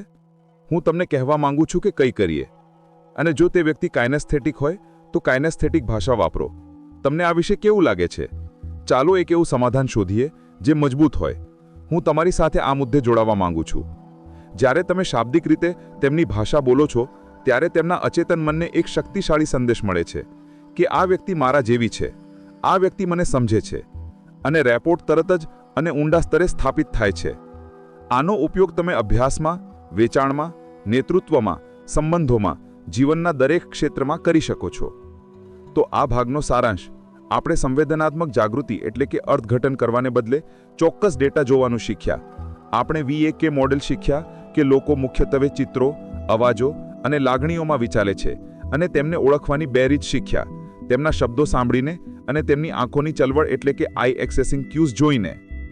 આ વિષય હંમેશા આપણા અચેતન મનમાં રહે છે અને આપણે જે વિચારતા હોઈએ છીએ તેની છાપ છોડે છે. જે મુજબ સામેવાળી વ્યક્તિ આપણા વિચારોને ભાવી હોય તે આશા રાખી શકીએ અને તે મુજબ સમાનતા કે જોડાઈ શકીએ. આ સેન્સરી એક્યુઇટીને કારણે આપણે એકબીજાને ઊંડાણથી ઓળખી શકીએ છીએ અને સારી રીતે જોડાઈ શકીએ છીએ. આ વસ્તુ આપણે જીવનના દરેક ક્ષેત્રમાં અપનાવી શકીએ છીએ. આ ભાગનો સારાંશ માત્ર સેન્સરી એક્યુઇટી વિશેનો હતો. આપણે જોયું કે કેવી રીતે અર્થઘટન કરવાને બદલે ચોક્કસ ડેટા જોવાનું છે. આપણે VAK મોડેલ શીખ્યા કે લોકો મુખ્યત્વે ચિત્રો, અવાજો અને લાગણીઓમાં વિચારે છે અને તેમને ઓળખવાની 2 રીત શીખ્યા. તેમના શબ્દો સાંભળીને અને તેમની આંખોની ચળવળ એટલે કે આઈ એક્સેસિંગ ક્યુઝ જોઈને. આપણે સેન્સરી એક્યુઇટીમાં જાણી શકીએ કે લોકો તેમના મનમાં ચિત્રો, અવાજો અને લાગણીઓ કેવી રીતે બનાવે છે. તો શું એવો કોઈ રસ્તો છે કે આપણે કોઈ સારી લાગણી જેમ કે આત્મવિશ્વાસ કે ખુશીને પકડી શકીએ અને જ્યારે જોઈએ ત્યારે તેનો ઉપયોગ કરી શકીએ? જી હા, અને એ જ આપણો આજનો આગામી વિષય છે. આવતા ભાગમાં આપણે આના વિશે ચર્ચા કરીશું કે મનમાં સારી લાગણીઓ માટે સ્વિચ કેવી રીતે બનાવવી, જેથી આપણે ગમે ત્યારે, ગમે ત્યાં આત્મવિશ્વાસ, શાંતિ કે ખુશીનો અનુભવ કરી શકીએ. આવા નવા વિષય સાથે મળીશું. ગુજરાતી ઓડિયો બુક ચેનલ પર NLP માસ્ટર ક્લાસમાં મારી સાથે જોડાવા બદલ આપ નમસ્કાર. Gujarati audio book YouTube channel પર NLP માસ્ટર ક્લાસમાં ફરી એકવાર આપનું સ્વાગત છે. ગયા ભાગમાં એટલે કે ભાગ 5માં આપણે એન્કરિંગની શક્તિશાળી તકનીક શીખ્યા હતા. આપણે જોયું કે કેવી રીતે આપણે આપણી મનપસંદ ભાવનાત્મક સ્થિતિ જેમ કે આત્મવિશ્વાસ કે શાંતિ માટે એક સ્વિચ બનાવી શકીએ છીએ અને જરૂર પડે ત્યારે તેને ફાયર કરીને તે લાગણીનો અનુભવ કરી શકીએ છીએ. એન્કરિંગ આપણી સ્થિતિને બદલવા માટે ઉત્તમ છે. પરંતુ શું થાય છે જ્યારે સમસ્યા આપણી ક્ષણિક લાગણીમાં નથી, પરંતુ તે પરિસ્થિતિને જોવાની આપણી આખી રીતમાં જ છે? શું થાય છે જ્યારે આપણે કોઈ વસ્તુને સમસ્યા તરીકે જ જોતા હોઈએ? યાદ કરો, ભાગ 2માં આપણે NLPનો મૂળભૂત સિદ્ધાંત શીખ્યા હતા કે નકશો એ પ્રદેશ નથી. The map is not the territory. આપણે વાસ્તવિકતાને નહીં પણ વાસ્તવિકતાના આપણા આંતરિક નકશાને પ્રતિભાવ આપીએ છીએ. આજે ભાગ 6માં આપણે એ જ નકશાને બદલવાની કળા શીખવાના છીએ. આજનો આપણો વિષય છે રીફ્રેમિંગ, દ્રષ્ટિકોણ બદલવાની કળા. રીફ્રેમિંગ શબ્દ ફ્રેમ પરથી આવ્યો છે. કલ્પના કરો કે તમારી પાસે ખૂબ જ સુંદર ચિત્ર છે. પણ તે તૂટેલી ગંદી કાળા રંગની ફ્રેમમાં મઢેલું છે. જ્યારે તમે તે ચિત્રને જોશો ત્યારે તમારું ધ્યાન ચિત્ર પર નહીં પણ પેલી ખરાબ ફ્રેમ પર જ જશે. ચિત્ર પોતે જ ખરાબ અને ઉદાસ લાગશે. હવે તમે તે જ ચિત્ર લો અને તેને એક સુંદર સોનેરી સુશોભિત ફ્રેમમાં મૂકો. અચાનક તે જ ચિત્ર જીવંત, મૂલ્યવાન અને પ્રભાવશાળી દેખાશે. શું ચિત્ર બદલાયું? ના. શું બદલાયું? ફક્ત ફ્રેમ. અને ફ્રેમ બદલવાથી તે ચિત્રનો અર્થ એટલે કે મીનિંગ બદલાઈ ગયો. આ જ છે રીફ્રેમિંગ. રીફ્રેમિંગ એ કોઈ ઘટના, અનુભવ કે વર્તનને જોવાની ફ્રેમ એટલે કે આપણા દ્રષ્ટિકોણને બદલવાની પ્રક્રિયા છે, જેથી તેનો અર્થ બદલાઈ જાય. જ્યારે કોઈ ઘટનાનો અર્થ બદલાય છે ત્યારે તેને લગતી આપણી લાગણીઓ અને આપણું વર્તન પણ આપોઆપ બદલાઈ જાય છે. એનએલપીમાં રીફ્રેમિંગના બે મુખ્ય પ્રકાર છે. 1. કોન્ટેક્સ્ટ રીફ્રેમિંગ. 2. કન્ટેન્ટ રીફ્રેમિંગ. ચાલો બંનેને વિગતે સમજીએ. 1. કોન્ટેક્સ્ટ રીફ્રેમિંગ. સંદર્ભ બદલવો. આ પ્રકારનું રીફ્રેમિંગ એ સિદ્ધાંત પર કામ કરે છે કે દરેક વર્તન કોઈક સંદર્ભમાં ઉપયોગી છે. ઘણીવાર આપણે આપણી પોતાની કે અન્યની કોઈ વર્તણૂકને ખરાબ કે નકામી માની લઈએ છીએ, જેમ કે હું બહુ જિદ્દી છું અથવા મારો દીકરો બહુ વાતોડિયો છે. કોન્ટેક્સ્ટ રીફ્રેમિંગ આપણને પૂછે છે કે આ જ વર્તન બીજા કયા સંદર્ભમાં ઉપયોગી કે મૂલ્યવાન સાબિત થઈ શકે છે. ચાલો ઉદાહરણો લઈએ. સમસ્યા: હું બહુ જિદ્દી છું. આ એક નકારાત્મક ફ્રેમ છે. ચાલો સંદર્ભ બદલીએ. પ્રશ્ન: જિદ્દી હોવાનો ગુણ ક્યાં કામ લાગી શકે છે? રીફ્રેમ: જ્યારે તમારે તમારા લક્ષ્ય પર ટકી રહેવું હોય, જ્યારે દુનિયા તમારી વિરુદ્ધ હોય છતાં હાર ન માનવી હોય, ત્યારે આ જ જિદ્દ એ દ્રઢતા બની જાય છે. તે એક શક્તિ છે. સમસ્યા: મારો સહકારી દરેક નાની નાની ભૂલો કાઢે છે. તે બહુ ચિકાસવાળો છે. પ્રશ્ન: આ નાની ભૂલો કાઢવાની આવડત કયા સંદર્ભમાં ઉપયોગી છે? રીફ્રેમ: જ્યારે પ્રોજેક્ટને ફાઇનલ કરવાનો હોય, જ્યારે ક્વોલિટી કંટ્રોલની વાત આવે, ત્યારે તેની જ આ આવડત કંપનીને મોટી ભૂલો અને નુકસાનથી બચાવી શકે છે. તે ડિટેલ ઓરિએન્ટેડ છે. સમસ્યા: હું ધીમે ધીમે નિર્ણય લઉં છું. પ્રશ્ન: ધીમે ધીમે નિર્ણય લેવો ક્યારે સારો છે? રીફ્રેમ: જ્યારે કોઈ મોટો જીવન બદલવાનો નિર્ણય લેવાનો હોય, જેમ કે લગ્ન, કારકિર્દી કે મોટું રોકાણ, ત્યારે ધીમો નિર્ણય લેવો જ વિચારશીલ અને સાવચેત હોવાની નિશાની છે. જ્યારે તમે આ રીતે વિચારો છો ત્યારે તે વર્તન નબળાઈ મટીને શક્તિ બની જાય છે. તમે તે વર્તનને દૂર નથી કરતા, તમે ફક્ત તેને સાચા સંદર્ભમાં વાપરતા શીખો છો. 2. કન્ટેન્ટ રીફ્રેમિંગ. અર્થ બદલવો. આ બીજો પ્રકાર છે. કન્ટેન્ટ એટલે સામગ્રી અથવા અર્થ. આ રીફ્રેમિંગ પૂછે છે કે આ જ ઘટનાનો બીજો શો અર્થ હોઈ શકે. આપણે ઘણીવાર ઘટનાઓને નકારાત્મક અર્થ આપીએ છીએ. મારી નોકરી જતી રહી, મારું જીવન બરબાદ થઈ ગયું, મારો સંબંધ તૂટી ગયો, હવે હું એકલો રહી ગયો. કન્ટેન્ટ રીફ્રેમિંગ આપણને તે જ ઘટનાને નવી રીતે જોવામાં મદદ કરે છે. ચાલો ઉદાહરણો લઈએ. ઘટના: મારી નોકરી જતી રહી. નકારાત્મક અર્થ: હું નિષ્ફળ ગયો, હવે મારું શું થશે? પ્રશ્ન: આનો બીજો સારો અર્થ શું હોઈ શકે? રીફ્રેમ: આ કદાચ મારા માટે એક તક છે. તક કંઈક નવું શીખવાની, તક એવો બિઝનેસ શરૂ કરવાની જે હું હંમેશા કરવા માંગતો હતો. આ અંત નથી, આ એક નવી શરૂઆત છે. ઘટના: હું એક મહત્વપૂર્ણ પ્રોજેક્ટમાં નિષ્ફળ ગયો. નકારાત્મક અર્થ: હું સક્ષમ નથી. પ્રશ્ન: આ નિષ્ફળતાનો બીજો શું અર્થ છે? રીફ્રેમ: આ નિષ્ફળતા નથી, આ એક મોટો પાઠ છે. મને જાણવા મળ્યું કે શું કામ નથી કરતું. હવે હું વધુ મજબૂત અને સમજદાર બનીને પાછો પ્રયત્ન કરીશ. યાદ કરો, ભાગ 2માં નિષ્ફળતા નથી, ફક્ત ફીડબેક છે. આ પોતે જ એક શક્તિશાળી રીફ્રેમ છે. ઘટના: કોઈકે મારી ટીકા કરી. નકારાત્મક અર્થ: તેઓ મને પસંદ નથી કરતા, હું સારો નથી. પ્રશ્ન: આનો બીજો અર્થ શું હોઈ શકે? રીફ્રેમ: કદાચ તેમની ટીકામાં કોઈ સત્ય છે જે મને સુધારવામાં મદદ કરી શકે છે, અથવા કદાચ તેઓ પોતે ખરાબ દિવસમાંથી પસાર થઈ રહ્યા છે અને તેમની વાતને મારી સાથે કોઈ લેવાદેવા જ નથી. રીફ્રેમિંગની કળા એ નકારાત્મકતાને અવગણવાને વિશે નથી. તે ખોટી હકારાત્મકતા નથી, તે આશાવાદ છે જે વાસ્તવિકતા પર આધારિત છે. તે સમસ્યાને જોવાનો દૃષ્ટિકોણ બદલીને તેમાંથી શક્તિ અને તક શોધવા વિશે છે. વાર્તાઓમાં રીફ્રેમિંગનો ઉત્તમ ઉપયોગ થાય છે. એક પ્રખ્યાત વાર્તા છે. એક ગામમાં એક ખેડૂતનો ઘોડો ભાગી ગયો. બધા પાડોશીઓ આવ્યા અને કહ્યું, અરે રે, આ તો બહુ ખરાબ થયું. ખેડૂતે જવાબ આપ્યો, કદાચ. બીજા દિવસે તે ઘોડો પાછો આવ્યો અને પોતાની સાથે બીજા 5 જંગલી ઘોડા લેતો આવ્યો. પાડોશીઓ આવ્યા અને કહ્યું, વાહ, આ તો બહુ સારું થયું. ખેડૂતે જવાબ આપ્યો, કદાચ. ત્રીજા દિવસે ખેડૂતનો દીકરો એ જંગલી ઘોડાને તાલીમ આપવાનો પ્રયત્ન કરી રહ્યો હતો અને તે ઘોડા પરથી પડી ગયો અને તેનો પગ ભાંગી ગયો. પાડોશી આવ્યા, હે ભગવાન, આ તો બહુ ખરાબ થયું. ખેડૂતે કહ્યું, કદાચ. ચોથા દિવસે રાજાના સૈનિકો ગામમાં આવ્યા, યુદ્ધ માટે ગામના બધા યુવાન છોકરાઓને જબરજસ્તીથી સેનામાં ભરતી કરવા માટે. તેઓએ ખેડૂતના દીકરાને જોયો, પણ તેનો પગ ભાંગેલો હોવાથી તેઓ તેને છોડીને ચાલ્યા ગયા. જે ઘટના ખરાબ લાગતી હતી તે અંતે સારી સાબિત થઈ. આ છે રીફ્રેમિંગ. તમે તમારા જીવનમાં આનો કેવી રીતે ઉપયોગ કરી શકો? જ્યારે પણ તમે કોઈ નકારાત્મક પરિસ્થિતિમાં ફસાઈ જાઓ ત્યારે તમારી જાતને આ જ જાદુઈ પ્રશ્નો પૂછો. 1. કોન્ટેક્સ્ટ રીફ્રેમિંગ. આ વર્તન કે પરિસ્થિતિ બીજા કયા સંદર્ભમાં ઉપયોગી થઈ શકે છે? 2. કન્ટેન્ટ રીફ્રેમિંગ. આ જ ઘટનાનો બીજો સારો અર્થ શું હોઈ શકે? 3. આ પરિસ્થિતિમાંથી હું શું શીખી શકું છું? આ પ્રશ્નો તમારા મગજને જૂની નકારાત્મક ફ્રેમમાંથી બહાર કાઢીને નવી સકારાત્મક અને શક્તિશાળી ફ્રેમ શોધવા માટે મજબૂર કરશે. તો આજના ભાગનો સારાંશ: રીફ્રેમિંગ એ ઘટનાને નહીં પણ તેને જોવાની ફ્રેમ કે દૃષ્ટિકોણ બદલવાની કળા છે. ફ્રેમ બદલવાથી ઘટનાનો અર્થ બદલાય છે અને આપણી લાગણીઓ પણ બદલાય છે. તેના બે મુખ્ય પ્રકાર છે: કોન્ટેક્સ્ટ રીફ્રેમિંગ, આ વર્તન બીજે ક્યાં ઉપયોગી છે, અને કન્ટેન્ટ રીફ્રેમિંગ, આ ઘટનાનો બીજો સારો અર્થ શું છે. આપણે હવે આપણી લાગણીઓ એન્કરિંગ દ્વારા અને આપણા વિચારો રીફ્રેમિંગ દ્વારા નિયંત્રિત કરતા શીખી ગયા છીએ. હવે આપણે એનએલપીના સૌથી શક્તિશાળી ભાગ તરફ આગળ વધી રહ્યા છીએ: ભાષા.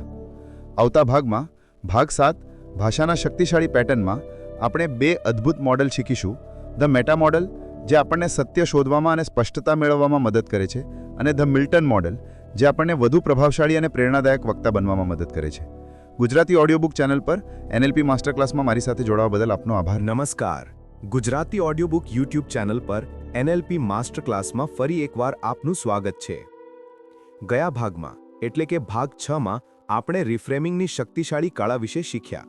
આપણે જોયું કે કેવી રીતે કોઈ પણ નકારાત્મક પરિસ્થિતિ કે સમસ્યાને જોવાનો આપણો દૃષ્ટિકોણ કે ફ્રેમ બદલીને આપણે તેનો આખો અર્થ બદલી શકીએ છીએ અને આમ સમસ્યાને તકમાં ફેરવી શકીએ છીએ. અત્યાર સુધીમાં આપણે આપણી આંતરિક સ્થિતિ એટલે કે એન્કરિંગ દ્વારા અને આપણા વિચારો એટલે કે રિફ્રેમિંગ દ્વારા નિયંત્રણ મેળવતા શીખ્યા છીએ.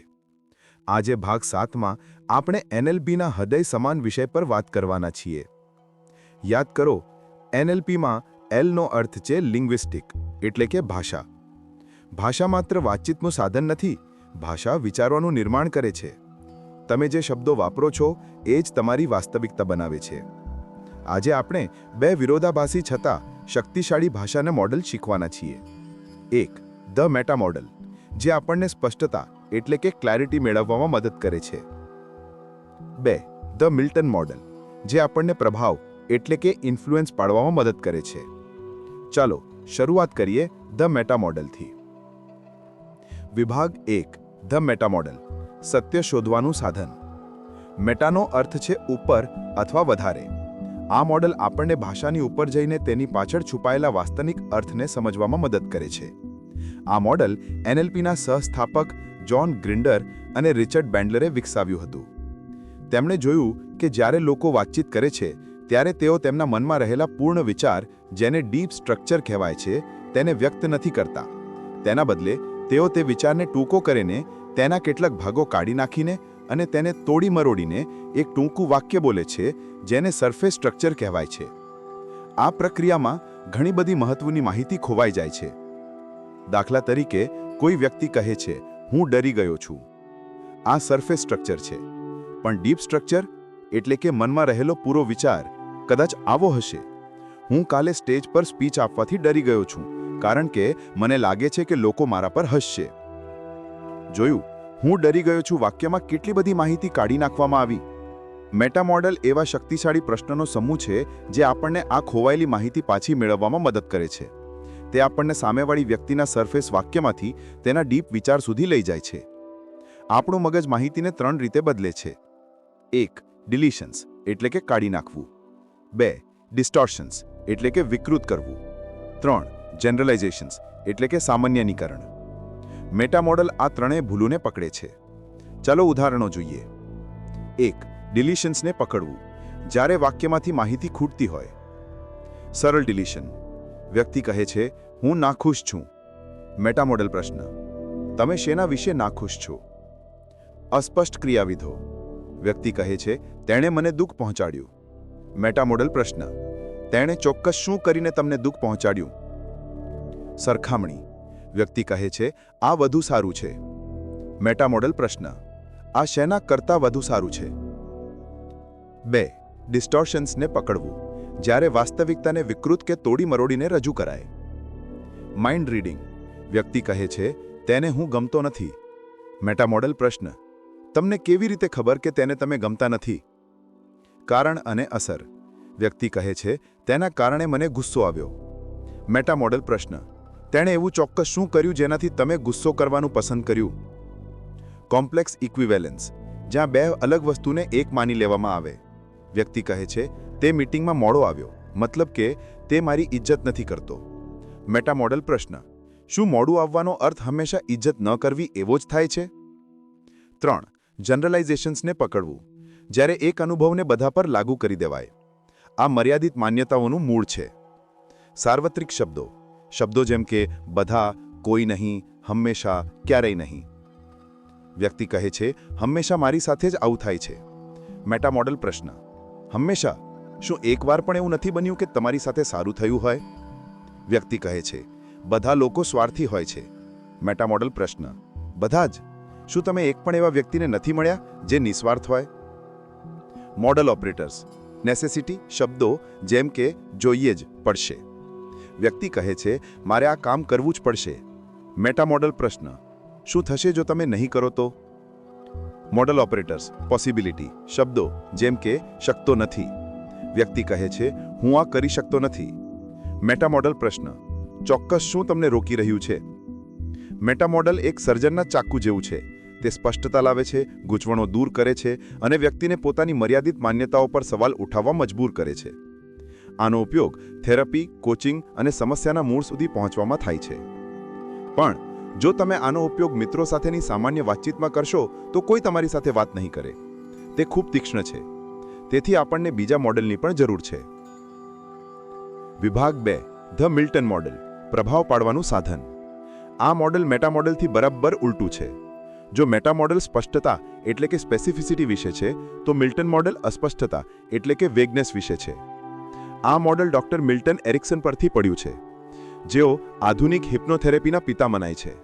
એરિક્સન એક માસ્ટર કમ્યુનિકેટર હતા. તેઓ જાણતા હતા કે કેવી રીતે અસ્પષ્ટ ભાષાનો ઉપયોગ કરીને વ્યક્તિના ચેતન મનને બાયપાસ કરીને સીધા તેના અચેતન મનને સૂચનાઓ આપવા. મિલ્ટન મોડેલ એ જ પ્રક્રિયાનો ઉપયોગ કરે છે જે મેટા મોડેલ પકડે છે, પણ આ વખતે તે હેતુપૂર્વક કરે છે. કેવી રીતે? જ્યારે તમે અસ્પષ્ટ ભાષા બોલો છો ત્યારે સાંભળનારનું મગજ તે ખાલી જગ્યાઓ ભરવા માટે મજબૂર થાય છે અને તે ખાલી જગ્યાઓ તે પોતાના અનુભવો, યાદો અને અર્થોથી ભરે છે. આનાથી તે વ્યક્તિ તમારી વાત સાથે આપોઆપ જોડાઈ જાય છે. આનો ઉપયોગ ક્યાં થાય છે? માર્કેટિંગમાં, જાહેરાતોમાં, ભાષણોમાં, વાર્તાઓ કહેવામાં અને લોકોને પ્રેરિત કરવા માટે થાય છે. ચાલો મિલ્ટન મોડેલના કેટલાક ઉદાહરણો જોઈએ. માઇન્ડ રીડિંગ, આપણે જાણીએ છીએ એવો દાવો કરવાનો. હું જાણું છું કે તમે વિચારી રહ્યા છો કે આ કેટલું સરળ છે. અસ્પષ્ટ ક્રિયાવિધો, મેટા મોડેલમાં આપણે પૂછતા હતા કે કેવી રીતે. તમે આ જ્ઞાનનો ઉપયોગ કરીને ઘણું શીખી શકો છો. શું શીખવું, કેવી રીતે, એ બધું સાંભળનાર પણ છોડી દીધું. નોમિનલાઇઝેશન, ક્રિયાને સંજ્ઞા બનાવી દેવી. આ જ્ઞાન તમને સફળતા અપાવશે. જ્ઞાન અને સફળતા બંને અસ્પષ્ટ શબ્દો છે. એમ્બેડેડ કમાન્ડ્સ, વાક્યમાં છુપાયેલો આદેશ. હું નથી જાણતો કે તમે કેટલી જલ્દી હવે આરામનો અનુભવ કરી શકો છો. જ્યારે તમે આ ખરીદશો ત્યારે તમે ખૂબ સારું અનુભવશો. ટેગ ક્વેશ્ચન્સ, વાક્યના અંતે આવતા પ્રશ્નો જે સંમતિ પ્રેરે છે. આ એક શક્તિશાળી તકનીક છે, ખરું ને? તમે તમારા જીવનમાં પરિવર્તન લાવવા માંગો છો, નથી માંગતા? પ્રીસપોઝિશન્સ, એટલે કે એવી વાત માનીને ચાલવું કે જે હજુ સાબિત નથી થઈ. તમે આ કોર્સ પૂરો કરશો પછી જે તમને આત્મવિશ્વાસ મળશે, આ માની લે છે કે તમે કોર્સ પૂરો કરશો અને તમને આત્મવિશ્વાસ મળશે. મિલ્ટન મોડેલ એક ચિત્રકારના બ્રશ જેવું છે. તે રાપોર્ટ બાંધે છે, લોકોને સ્વપ્નની દુનિયામાં લઈ જાય છે અને સૂચનોને સરળતાથી સ્વીકાર્ય બનાવે છે. જાહેરાતો આનાથી ભરેલા છે. તમારી ખુશીના ક્ષણોનો અનુભવ કરો. કઈ ખુશી, કેવી રીતે, એ બધું તમારા પર છે. તો કયું મોડેલ સારું, મેટા કે મિલ્ટન? જવાબ છે બંને. તે બંને સાધનો છે. જ્યારે તમને સ્પષ્ટતાની જરૂર હોય, જ્યારે કોઈ ગૂંચવણમાં હોય, કોઈ મર્યાદિત માન્યતામાં ફસાયેલું હોય, ત્યારે મેટા મોડેલ એટલે કે પ્રશ્નોનો ઉપયોગ કરો. જ્યારે તમારે પ્રભાવ પાડવો હોય, કોઈને પ્રેરિત કરવા હોય, રાપોર્ટ બાંધવો હોય કે કોઈ વાર્તા કહેવી હોય, ત્યારે મિલ્ટન મોડેલ એટલે કે અસ્પષ્ટ ભાષાનો ઉપયોગ કરો. એક માસ્ટર કમ્યુનિકેટર આ બંને વચ્ચે સરળતાથી ફરી શકે છે. તો આ ભાગનો સારાંશ છે આજે આપણે ભાષાના 2 શક્તિશાળી મોડલ શીખ્યા. ધ મેટા મોડલ, જે આપણને સ્પષ્ટ, ચોક્કસ પ્રશ્નો પૂછીને ખોવાયેલી માહિતી પાછી મેળવવામાં અને મર્યાદિત માન્યતાઓને તોડવામાં મદદ કરે છે, અને ધ મિલ્ટન મોડલ, જે આપણને કલાત્મક રીતે અસ્પષ્ટ ભાષાનો ઉપયોગ કરીને લોકોના અચેતન મન પર પ્રભાવ પાડવા અને પ્રેરિત કરવામાં મદદ કરે છે. આપણે હવે એનએલપીની મુખ્ય તકનીકો શીખી લીધી છે: રાપોર્ટ, વીએકે, એન્કરિંગ, રીફ્રેમિંગ અને ભાષાના પેટર્ન. હવે સમય છે આ બધા સાધનોનો એકસાથે ઉપયોગ કરીને કેટલીક અદ્યતન અને ઝડપી પરિવર્તન લાવતી તકનીકો શીખવાનો. આવતા ભાગ એટલે કે ભાગ 8માં અદ્યતન તકનીકો એટલે કે ધ સ્વિશ પેટર્ન અને ધ ફાસ્ટ ફોબિયા ક્યોર વિશે શીખીશું. Gujarati audio book YouTube channel પર એનએલપી માસ્ટર ક્લાસમાં મારી સાથે જોડાવા બદલ આપનો આભાર. નમસ્કાર. Gujarati audio book YouTube channel પર એનએલપી માસ્ટર ક્લાસમાં ફરી એકવાર આપનું સ્વાગત છે. ગયા ભાગમાં એટલે કે ભાગ 7માં આપણે ભાષાના 2 શક્તિશાળી મોડલ, ધ મેટા મોડલ અને ધ મિલ્ટન મોડલ વિશે ઊંડાણમાં શીખ્યા. આપણે જોયું કે કેવી રીતે સ્પષ્ટ પ્રશ્નો પૂછીને સત્ય સુધી પહોંચી શકાય અને કેવી રીતે પ્રભાવશાળી ભાષાનો ઉપયોગ કરીને લોકોને પ્રેરિત કરી શકાય. અત્યાર સુધીમાં આપણે એનએલપીના મૂળભૂત સિદ્ધાંતો અને મુખ્ય સાધનો રેપો, વીએકે, એન્કરિંગ, રીફ્રેમિંગ અને લેંગ્વેજ પેટર્ન્સ શીખી લીધા છે. આજે આપણે ભાગ 8માં આ બધા સાધનોનો એકસાથે ઉપયોગ કરીને 2 ખૂબ પ્રખ્યાત અને ઝડપથી પરિણામ આપતી અદ્યતન એનએલપી તકનીકો શીખવા જઈ રહ્યા છીએ. આ ટેકનિક્સ ખાસ કરીને નકારાત્મક વર્તન, ખરાબ આદતો અને તીવ્ર ડર એટલે કે ફોબિયાને બદલવા માટે બનાવવામાં આવી છે. આપણી પહેલી તકનીક છે ધ સ્વિશ પેટર્ન. વિભાગ 1, ધ સ્વિશ પેટર્ન, ખરાબ આદતો બદલવાની તકનીક. સ્વિશ એક ઝડપી અવાજ છે, જેમ કે કોઈ વસ્તુ ઝડપથી પસાર થઈ જાય. આ તકનીક પણ એટલી જ ઝડપથી કામ કરવા માટે બનાવવામાં આવી છે. આ તકનીક એવી નકારાત્મક આદતો કે વર્તનને બદલવા માટે થાય છે જે આપોઆપ થતી હોય, જેમ કે નખ ચાવવા, ધૂમ્રપાન કરવાની તલબ લાગવી, કોઈ ચોક્કસ પરિસ્થિતિમાં ગુસ્સે થઈ જવું અથવા મીઠાઈ ખાવા પર કંટ્રોલ ન રહેવો. આ તકનીક આપણા મગજની ચિત્રો એટલે કે વિઝ્યુઅલ બનાવવાની શક્તિનો ઉપયોગ કરે છે. તે એક નકારાત્મક ટ્રિગર ચિત્રને એક સકારાત્મક પરિણામ ચિત્ર સાથે બદલી નાખે છે. તે તમારા મગજને એક નવો, વધુ શક્તિશાળી પ્રોગ્રામ આપે છે. ચાલો આ તકનીકને સ્ટેપ બાય સ્ટેપ સમજીએ. ધારો કે આપણે જાહેરમાં બોલવાના ડર એટલે કે સ્ટેજ ફ્રાઇટ અથવા મીટિંગમાં બોલતી વખતે ગભરાઈ જવાની આદત પર કામ કરવું છે. પગલું 1, નકારાત્મક ચિત્ર ઓળખો. તમારી આંખો બંધ કરો અને વિચારો કે પહેલી ખરાબ આદત શરૂ થવાની બરાબર પહેલા તમે શું જુઓ છો. આને ટ્રિગર ઇમેજ કહેવાય છે. દાખલા તરીકે, જો તમને મીટિંગમાં બોલવામાં ગભરાટ થતી હોય તો ટ્રિગર ચિત્ર કદાચ એ હોઈ શકે કે તમે મીટિંગ રૂમનો દરવાજો ખોલી રહ્યા છો અથવા બધા જ લોકો તમારી સામે જોઈ રહ્યા છે. આ ચિત્રને તમારા મનની સ્ક્રીન પર મોટું, તેજસ્વી અને તમારી નજીક જુઓ. આ એ ચિત્ર છે જે જોતાં જ તમને પેલી નકારાત્મક લાગણી શરૂ થાય છે. પગલું 2, સકારાત્મક ચિત્ર બનાવો. હવે એ વિચારો કે જો તમારી પાસે આ નકારાત્મક આદત ન હોત તો તમે કેવા વ્યક્તિ હોત. તમે તમારી જાતને કેવી રીતે જોવા માંગો છો. દાખલા તરીકે, તમે તમારી જાતને મીટિંગમાં આત્મવિશ્વાસથી બોલતા, હસતા, સ્પષ્ટ રીતે વાત કરતા અને લોકો તમારી વાત ધ્યાનથી સાંભળી રહ્યા હોય તેવું ચિત્ર બનાવી શકો છો. આ તમારું આદર્શ સ્વરૂપ છે. આ ચિત્ર મોટું, તેજસ્વી, રંગીન અને ખૂબ જ પ્રેરણાદાયક હોવું જોઈએ. આ ચિત્ર જોતાં જ તમને ગર્વ અને આત્મવિશ્વાસની લાગણી થવી જોઈએ. પગલું 3, સ્વિશ પ્રક્રિયા સેટ કરો. હવે આપણે પ્રોગ્રામિંગ કરીશું. 1, તમારા મનની સ્ક્રીન પર પેલું નકારાત્મક ટ્રિગર ચિત્ર, પગલું 1, મોટું અને તેજસ્વી લાવો. 2, હવે આ મોટા ચિત્રના નીચેના જમણા ખૂણામાં તમારું સકારાત્મક પરિણામ ચિત્ર, પગલું 2, એક નાનકડા અંધારા ટપકા જેવું મૂકો. પગલું 4, સ્વિશ કરો. હવે આ પ્રક્રિયા ખૂબ જ ઝડપથી કરવાની છે. કલ્પના કરો કે પેલું નાનકડું સકારાત્મક ચિત્ર, ટપકું, અચાનક મોટું અને તેજસ્વી બની રહ્યું છે અને તે એક જ ઝાટકે પેલા નકારાત્મક ચિત્રને તોડીને આખી સ્ક્રીન પર છવાઈ જાય છે. આ પ્રક્રિયા 1 સેકન્ડ કરતાં પણ ઓછા સમયમાં થવી જોઈએ. એક મોટો અવાજ કલ્પો કે સ્વિશશ. જેમ પેલું સકારાત્મક ચિત્ર આખી સ્ક્રીન પર છવાઈ જાય કે તરત જ તમારી આંખો ખોલો અથવા મનની સ્ક્રીનને ખાલી કરો. આને બ્રેક સ્ટેટ કહેવાય છે, જે ખૂબ જરૂરી છે. પગલું 5 પુનરાવર્તન કરો. આ પ્રક્રિયાનું પુનરાવર્તન કરો. ફરીથી સ્ક્રીન પર નકારાત્મક ચિત્ર લાવો, ખૂણામાં સકારાત્મક ચિત્રનું ટપકું મૂકો અને પછી સ્વિશશ સકારાત્મક ચિત્ર મોટું થાય અને નકારાત્મકને તોડી નાખે. પછી તરત સ્ક્રીન બ્લેન્ક કરો. આને 5 થી 7 વાર ખૂબ જ ઝડપથી કરો. ઝડપ અહીં ચાવીરૂપ છે. આપણે મગજને જૂની પેટર્ન વિચારવાનો સમય જ નથી આપતા. પગલું 6 પરીક્ષણ કરો. હવે આંખો બંધ કરો અને પેલા મૂળ નકારાત્મક ટ્રિગર ચિત્ર પગલું 1 વિશે વિચારવાનો પ્રયત્ન કરો. જો તમે પ્રક્રિયા બરાબર કરી હશે તો તમને તે ચિત્ર યાદ કરવું મુશ્કેલ લાગશે, અથવા જેવું તમે તે વિચારશો કે તરત જ પેલું સકારાત્મક ચિત્ર આપોઆપ તમારા મગજમાં આવી જશે. તમે સફળતાપૂર્વક તમારા મગજની ન્યુરલ પેટર્ન બદલી નાખી છે. આ છે 10-20 પેટર્ન. તે નકારાત્મક ટ્રિગર અને સકારાત્મક પરિણામ વચ્ચે એક નવો અને ઝડપી રસ્તો બનાવે છે. વિભાગ 2 ધ ફાસ્ટ ફોબિયા ક્યોર. હવે આપણે બીજી અદ્યતન તકનીક તરફ જઈએ, જે એનએલપીને પ્રખ્યાત બનાવવાના મુખ્ય કારણોમાંની એક છે. તે છે ધ ફાસ્ટ ફોબિયા ક્યોર, એટલે કે તીવ્ર ડર કે ફોબિયાને ઝડપથી દૂર કરવાની તકનીક. ફોબિયા એ સામાન્ય ડર કરતાં અલગ છે. ફોબિયા એ કોઈ વસ્તુ જેમ કે કરોળિયો, ગરોળી, ઊંચાઈ કે બંધ જગ્યા પ્રત્યેનો અત્યંત તીવ્ર અને અતાર્કિક ડર છે. આ તકનીક ડિસોસિએશન એટલે કે અલગ થવાના સિદ્ધાંત પર કામ કરે છે. ફોબિયા ત્યારે થાય છે જ્યારે આપણે કોઈ ખરાબ અનુભવને વારંવાર આપણા મનમાં જીવીએ છીએ યા એસોસિએટેડ. આ તકનીક આપણને તે અનુભવથી અલગ થતા શીખવે છે, જાણે કે આપણે આપણી જાતને કોઈ ફિલ્મ જોતા હોઈએ. ચાલો આ તકનીકને સ્ટેપ બાય સ્ટેપ સમજીએ. નોંધ, જો તમને કોઈ ગંભીર ફોબિયા હોય તો આ તકનીક કોઈ નિષ્ણાત એનએલપી પ્રેક્ટિશનરની મદદથી કરવી વધુ હિતાવહ છે.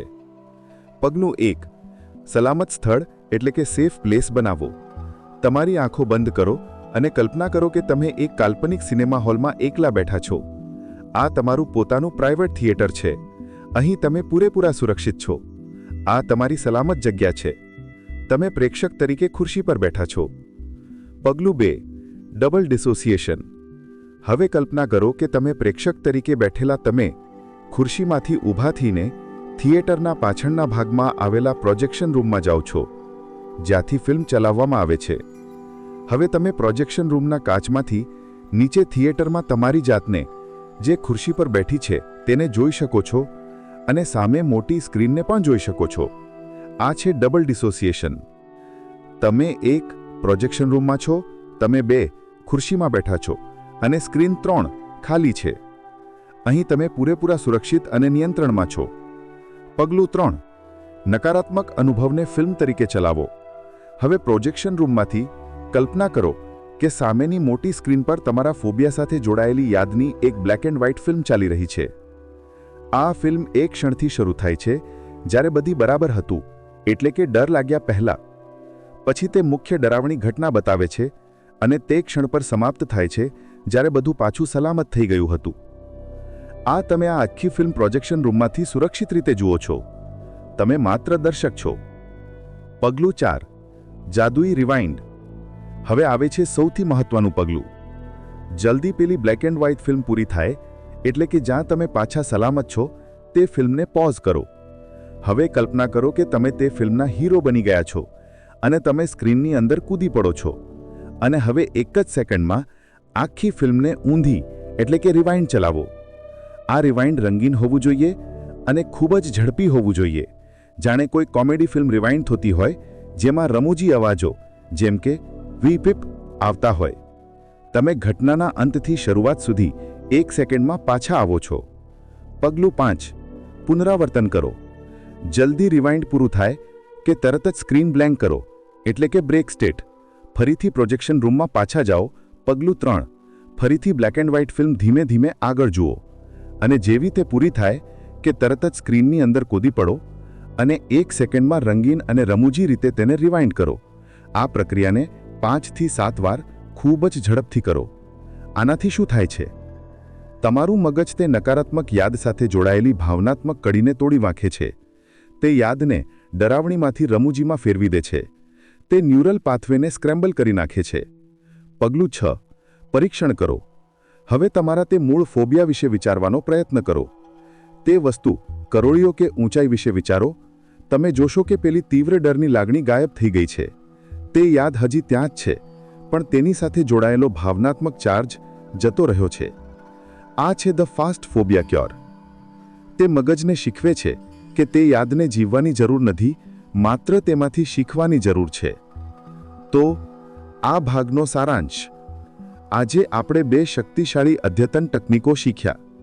10-20 પેટર્ન જે નકારાત્મક ટ્રિગરને સકારાત્મક ચિત્ર સાથે બદલીને ખરાબ આદતો તોડે છે, અને ધ ફાસ્ટ ફોબિયા ક્યોર જે ડિસોસિએશન અને રિવાઇન્ડનો ઉપયોગ કરીને વર્ષો જૂના ડરને પણ મિનિટોમાં દૂર કરી શકે છે. આપણે હવે આપણા મનને રીપ્રોગ્રામ કરવાના શક્તિશાળી સાધનોથી સજ્જ છીએ.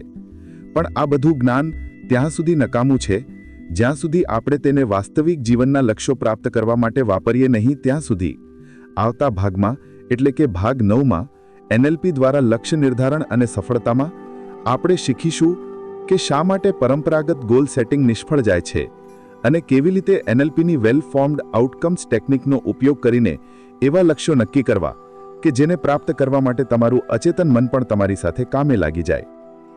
ગુજરાતી ઓડિયોબુક ચેનલ પર NLP માસ્ટર ક્લાસમાં મારી સાથે જોડાવા બદલ આપનો આભાર. ચોક્કસ. આ રહ્યો NLP માસ્ટર ક્લાસ ભાગ 9ની copy paste audio script. NLP master class audio book script ભાગ 9. નમસ્કાર. ગુજરાતી ઓડિયો બુક ચેનલ પર NLP માસ્ટર ક્લાસમાં ફરી એકવાર આપનું સ્વાગત છે. ગયા ભાગમાં એટલે કે ભાગ 8માં આપણે 10 સ્વિશ પેટર્ન જેવી ખરાબ આદતો બદલવાની તકનીક અને ધ ફાસ્ટ ફોબિયા ક્યોર જેવી ડરને દૂર કરવાની અદ્યતન તકનીકો શીખ્યા. આપણે જોયું કે આપણું મગજ કેટલું લવચીક છે અને તેને કેટલી ઝડપથી રીપ્રોગ્રામ કરી શકાય છે.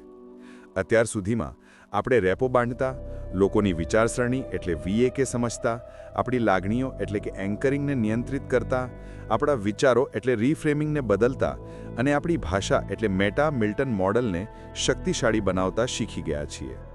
આપણી પાસે હવે બધા સાધનો તૈયાર છે, પણ સાધનો હોવાનો શો ફાયદો જો આપણને એ જ ખબર ન હોય કે આપણે શું બનાવવું છે? આજે ભાગ 9માં આપણે આ બધી શક્તિનો ઉપયોગ એક દિશામાં કરીશું. આજનો આપણો વિષય છે NLP દ્વારા લક્ષ્ય નિર્ધારણ અને સફળતા એટલે કે ગોલ સેટિંગ. આપણે બધાએ જીવનમાં લક્ષ્યો નક્કી કર્યા છે. મારે વજન ઓછું કરવું છે, મારે વધુ પૈસા કમાવા છે, મારે ખુશ રહેવું છે. પણ મોટાભાગના લોકો તેમના લક્ષ્યો કેમ પ્રાપ્ત નથી કરી શકતા? પરંપરાગત ગોલ સેટિંગ ઘણીવાર નિષ્ફળ જાય છે કારણ કે તે 2 મુખ્ય ભૂલો કરે છે. 1. તે નકારાત્મક રીતે ઘડાયેલા હોય છે, જેમ કે મારે ગરીબ નથી રહેવું, મારે ડરવાનું બંધ કરવું છે. 2. તે અસ્પષ્ટ હોય છે, જેમ કે મારે સફળ થવું છે. યાદ રાખો, આપણું અચેતન મન એટલે કે અનકોન્શિયસ માઇન્ડ નકારાત્મક શબ્દોને પ્રોસેસ નથી કરી શકતું. જો હું તમને કહું કે જાંબલી હાથી વિશે ન વિચારો, તો તમારા મનમાં સૌથી પહેલું શું આવ્યું? જાંબલી હાથી. જ્યારે તમે કહો છો કે મારે ડરવાનું બંધ કરવું છે, ત્યારે તમારું મગજ ડર પર જ ધ્યાન કેન્દ્રિત કરે છે. NLP આપણને લક્ષ્ય નિર્ધારણની એક શક્તિશાળી અને ખૂબ જ ચોક્કસ પદ્ધતિ આપે છે, જેને વેલ ફોર્મ્ડ આઉટકમ્સ એટલે કે સારી રીતે રચાયેલા પરિણામો કહેવામાં આવે છે. આ પદ્ધતિએ સુનિશ્ચિત કરે છે કે તમારું લક્ષ્ય એટલું સ્પષ્ટ, એટલું આકર્ષક અને એટલું વાસ્તવિક છે કે તમારું ચેતનમન અને અચેતનમન બંને તેને પ્રાપ્ત કરવા માટે એકસાથે કામે લાગી જાય છે. વેલ ફોર્મ્ડ આઉટકમ બનવા માટે લક્ષ્યને 7 કસોટીઓમાંથી પસાર થવું પડે છે. ચાલો તે એક પછી એક જોઈએ. જ્યારે પણ તમે કોઈ લક્ષ્ય નક્કી કરો ત્યારે તમારી જાતને આ 7 પ્રશ્નો પૂછો. 1. તમે ચોક્કસપણે શું ઈચ્છો છો? Positive statement. તમારું લક્ષ્ય હંમેશા હકારાત્મક શબ્દોમાં હોવું જોઈએ. તમે શું નથી ઈચ્છતા તે નહીં, પણ તમે શું ઈચ્છો છો તે કહો. ખરાબ લક્ષ્ય, મારે દેવું નથી જોઈતું. સારું એટલે કે વેલ ફોર્મ્ડ લક્ષ્ય, મારે આ વર્ષના અંત સુધીમાં 50,000 રૂપિયાની બચત કરવી છે અથવા મારે આર્થિક રીતે સ્વતંત્ર થવું છે. ખરાબ લક્ષ્ય, મારે બીમાર નથી પડવું. સારું એટલે કે વેલ ફોર્મ્ડ લક્ષ્ય, મારે દરરોજ કસરત કરીને અને સ્વસ્થ આહાર લઈને ઉર્જાવાન અને તંદુરસ્ત રહેવું છે. 2. તમને કેવી રીતે ખબર પડશે કે તમને તે મળી ગયું છે? Sensory specific evidence. આ ખૂબ જ મહત્વનું છે. તમારું લક્ષ્ય માપી શકાય તેવું હોવું જોઈએ. તમારી 5 ઇન્દ્રિયો VAKનો ઉપયોગ કરો. જ્યારે તમે તમારું લક્ષ્ય પ્રાપ્ત કરી લેશો ત્યારે તમે શું જોશો? વિઝ્યુઅલ. દાખલા તરીકે બેંક એકાઉન્ટમાં ચોક્કસ રકમ, તમારો પોતાનો નવો ફ્લેટ. તમે શું સાંભળશો? ઓડિટરી. દાખલા તરીકે લોકો તમને અભિનંદન આપતા, તમારો પોતાનો આત્મવિશ્વાસી અવાજ. તમે કેવું અનુભવશો? કાઇનેસ્થેટિક. દાખલા તરીકે સિદ્ધિની લાગણી, ગર્વ, શાંતિ. જો તમારું લક્ષ્ય મારે ખુશ રહેવું છે એવું અસ્પષ્ટ હશે તો તમને ક્યારેય નહીં ખબર પડે કે તમે ત્યાં પહોંચ્યા કે નહીં. પણ જો તમારું લક્ષ્ય મારે અઠવાડિયામાં 3 વાર મારા પરિવાર સાથે હસતા રમતા ડિનર લેવું છે એવું હોય તો તે માપી શકાય છે. 3. આ લક્ષ્ય ક્યાં, ક્યારે અને કોની સાથે તમે ઈચ્છો છો. કોન્ટેક્સ્ટ. લક્ષ્યનો સંદર્ભ સ્પષ્ટ કરો. હું આ ક્યારે પ્રાપ્ત કરવા માંગુ છું? દાખલા તરીકે આવતા 6 મહિનામાં. હું આ પરિણામ ક્યાં જોવા માંગુ છું? દાખલા તરીકે મારા કામ પર, મારા ઘરમાં. શું આ પરિણામ કોઈ ચોક્કસ લોકો સાથે જોડાયું છે? 4. શું આ લક્ષ્ય તમારા પોતાના નિયંત્રણ હેઠળ છે? કંટ્રોલ. તમારું લક્ષ્ય તમારા પોતાના પ્રયત્નો અને ક્રિયાઓ પર આધારિત હોવું જોઈએ. તમે બીજા લોકોને બદલી ન શકો. ખરાબ લક્ષ્ય. હું ઈચ્છું છું કે મારો બોસ મને પ્રમોશન આપે. આ તમારા બોસના નિયંત્રણમાં છે. સારો એટલે કે વેલ ફોર્મ્ડ લક્ષ્ય. હું મારી સ્કિલ સુધારીશ, નવા પ્રોજેક્ટ્સની જવાબદારી લઈશ અને મારી કિંમત સાબિત કરીને પ્રમોશન માટેનો શ્રેષ્ઠ ઉમેદવાર બનીશ. આ તમારા નિયંત્રણમાં છે. 5. આ લક્ષ્ય પ્રાપ્ત કરવા માટે તમારી પાસે કયા સંસાધનો છે? યાદ કરો ભાગ 2. લોકો પાસે જરૂરી તમામ સંસાધનો હોય છે. તમારી પાસે અત્યારે શું છે? આંતરિક સંસાધનો. તમારી હિંમત, તમારો આત્મવિશ્વાસ, યાદ છે એન્કરિંગ, તમારું જ્ઞાન, તમારી શીખવાની આવડત. બાહ્ય સંસાધનો. પૈસા, સમય, મિત્ર, પુસ્તકો, ઇન્ટરનેટ. તમને બીજું શું મેળવવાની જરૂર પડશે? 6. આ લક્ષ્ય તમારા જીવનના બીજા ક્ષેત્રો પર કેવી અસર કરશે? Ecology check.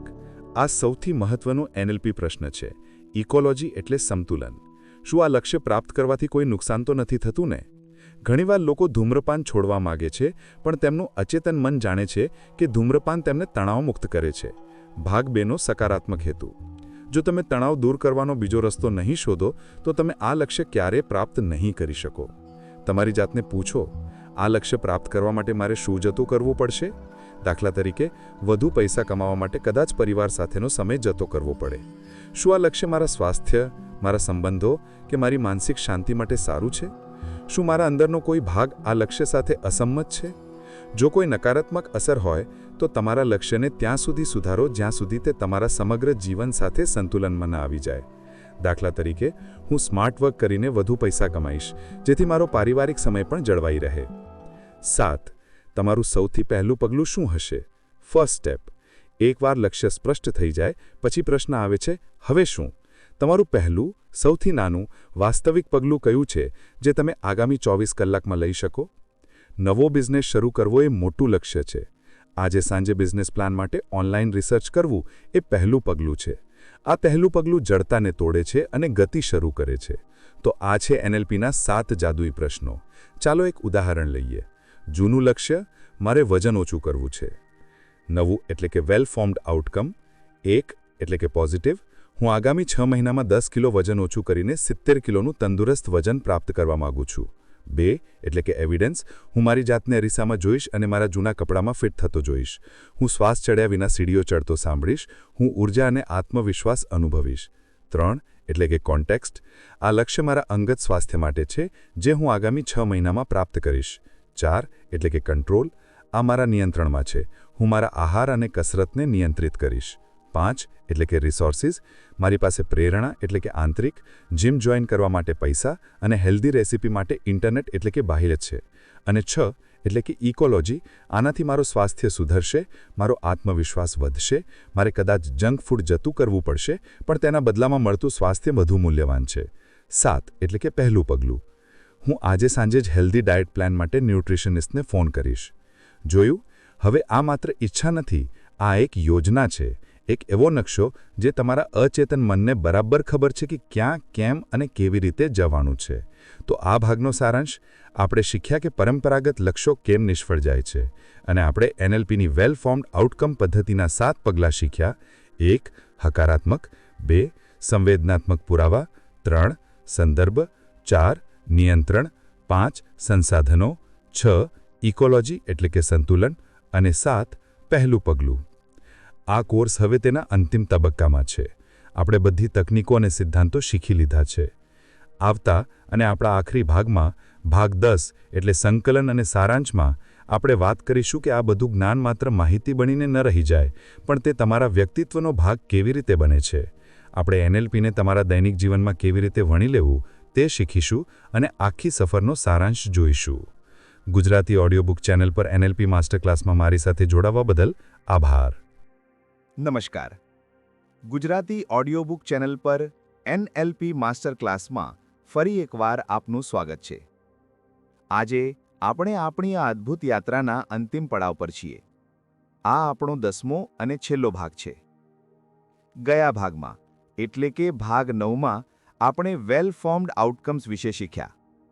આપણે જોયું કે કેવી રીતે પરંપરાગત લક્ષ્યોથી આગળ વધીને NLPની 7 પગલાંની પદ્ધતિનો ઉપયોગ કરીને એવા લક્ષ્યો નક્કી કરવા જે એટલા સ્પષ્ટ અને શક્તિશાળી હોય કે તમારું અચેતન મન પણ તેને સાકાર કરવા માટે તમારી સાથે જોડાઈ જાય.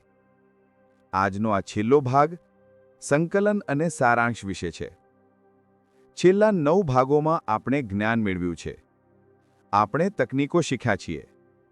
પણ જ્ઞાન ત્યાં સુધી શક્તિ નથી બનતું જ્યાં સુધી તે વર્તનમાં ન આવે.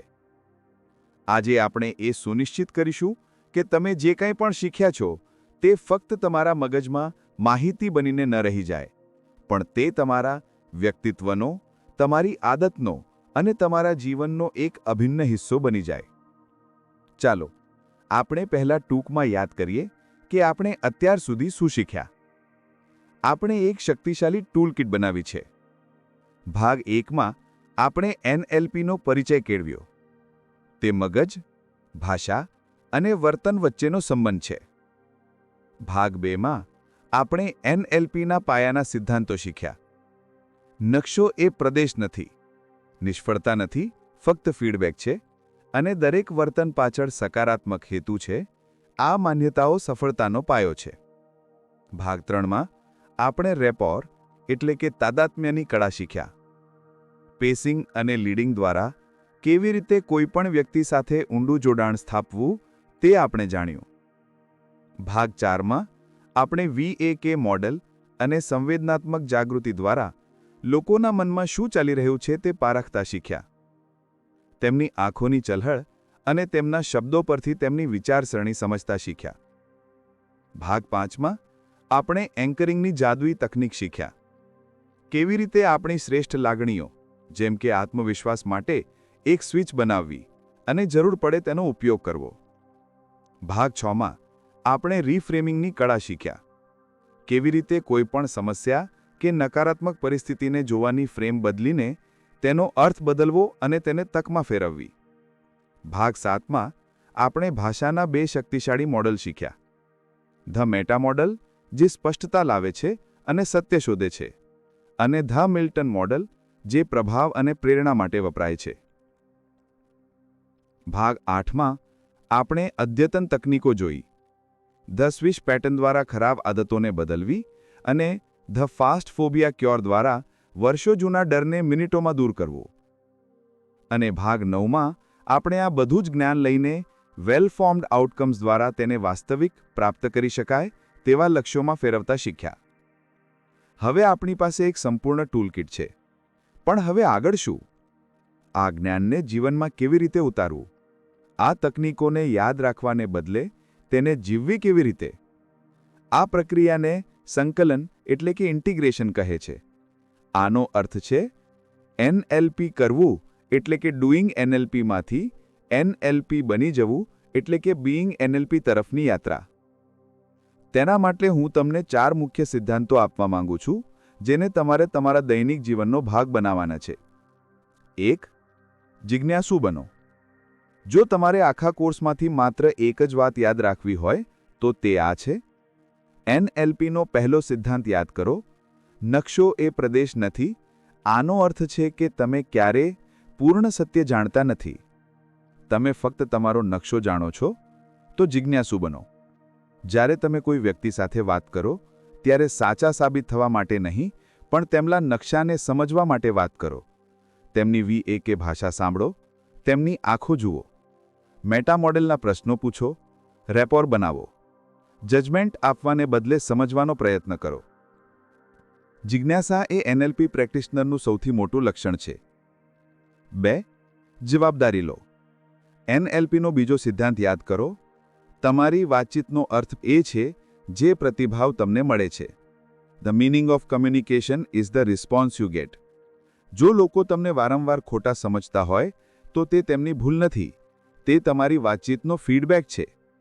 તમારા પરિણામોની જવાબદારી લો. જો કોઈ વસ્તુ કામ ન કરી રહી હોય તો બીજાને દોષ ન આપો. નિષ્ફળતા નથી, ફક્ત ફીડબેક છે. તે ફીડબેક લો અને તમારી પદ્ધતિ બદલો. જે વ્યક્તિ સૌથી વધુ લવચીક હોય છે તે જ સિસ્ટમ પર નિયંત્રણ રાખે છે. 3. તમારી સ્થિતિના માસ્ટર બનો. તમે બહારની દુનિયાને હંમેશા નિયંત્રિત નથી કરી શકતા. તમે ટ્રાફિક, હવામાન કે બીજા લોકોના વર્તનને નથી બદલી શકતા, પણ તમે એક વસ્તુ હંમેશા નિયંત્રિત કરી શકો છો, તમારી પોતાની ભાવનાત્મક સ્થિતિ એટલે કે સ્ટેટ. આ કોર્સ પછી મારો મૂડ ખરાબ છે એવું કહેવાનું તમને અધિકાર નથી. જો તમે ખરાબ અનુભવી રહ્યા હોવ તો તેને બદલો. તમારી પાસે સાધનો છે. એન્કરિંગનો ઉપયોગ કરો અને તરત આત્મવિશ્વાસ અનુભવો. રીફ્રેમિંગનો ઉપયોગ કરો અને સમસ્યાને તક તરીકે જુઓ. તમારી શારીરિક મુદ્રા એટલે કે ફિઝિયોલોજી બદલો. ઊંડા શ્વાસ લો. દરેક મહત્વપૂર્ણ કોલ, મીટિંગ કે વાતચીત પહેલાં 1 સેકન્ડ માટે રોકાઓ અને તમારી સ્થિતિને મેનેજ કરો. 4. તમારી પોતાની ભાષા પર ધ્યાન આપો. છેલ્લે અને સૌથી અગત્યનું, મેટા મોડેલનો ઉપયોગ બીજા પર નહીં પણ સૌથી પહેલાં પોતાની જાત પર કરો. તમે આખો દિવસ તમારી જાત સાથે કેવી વાતો કરો છો? શું તમે એવા શબ્દો વાપરો છો, હું હંમેશા ભૂલ કરું છું? જનરલાઇઝેશન. શું તમે કહો છો, હું આ કરી શકતો નથી? Model operator. શું તમે કહો છો, આનાથી હું ડરી ગયો? ડિલીશન. જ્યારે પણ તમે તમારી જાતને આવી મર્યાદિત ભાષા વાપરતા પકડો ત્યારે તરત જ તમારી જાતને મેટા મોડેલના પ્રશ્નો પૂછો. હંમેશા? શું ક્યારે સારું નથી કર્યું? શું તમને રોકી રહ્યું છે? ચોક્કસ શેનાથી ડર લાગે છે? તમારી આંતરિક વાતચીતને બદલો અને તમારી બહારની વાસ્તવિકતા આપોઆપ બદલાઈ જશે. આ કોર્સનો અંત નથી. આ તમારી યાત્રાની સાચી શરૂઆત છે. તમારી પાસે હવે મગજનું યુઝર મેન્યુઅલ છે. તમારી પાસે એવા સાધનો છે જેનો ઉપયોગ કરીને દુનિયાના સૌથી સફળ લોકો અસાધારણ પરિણામો મેળવે છે. પણ યાદ રાખજો, જીમનું મેમ્બરશિપ કાર્ડ લેવાથી શરીર નથી બનતું, કસરત કરવી પડે છે. એ જ રીતે એનએલપી જાણવાથી જીવન નથી બદલાતું, એનએલપીનો ઉપયોગ કરવાથી જીવન બદલાય છે. તેથી પ્રેક્ટિસ કરો, દરરોજ કરો, નાની શરૂઆત કરો. આજે રેપોર પર ધ્યાન આપો, કાલે એન્કરિંગ પર. લોકોને જુઓ, તેમને સાંભળો અને સૌથી અગત્યનું, તમારી જાતને સમજો. તમે તમારા મનના માલિક છો. તમે તમારા પ્રોગ્રામ્સ બદલી શકો છો. તમે તમારો નકશો બદલી શકો છો. અને જ્યારે તમે તમારો નકશો બદલો છો ત્યારે તમારા માટે આખી દુનિયા બદલાઈ જાય છે. ગુજરાતી ઓડિયો બુક ચેનલ પર આ એનએલપી માસ્ટર ક્લાસમાં શરૂઆતથી અંત સુધી મારી સાથે જોડાવા બદલ તમારો ખૂબ ખૂબ આભાર. મને આશા છે કે આ જ્ઞાને તમને શક્તિશાળી બનાવ્યા છે. હવે જાઓ અને આ સાધનોનો ઉપયોગ કરીને તે જીવનનું નિર્માણ કરો જેના તમે ખરેખર હકદાર છો. આભાર.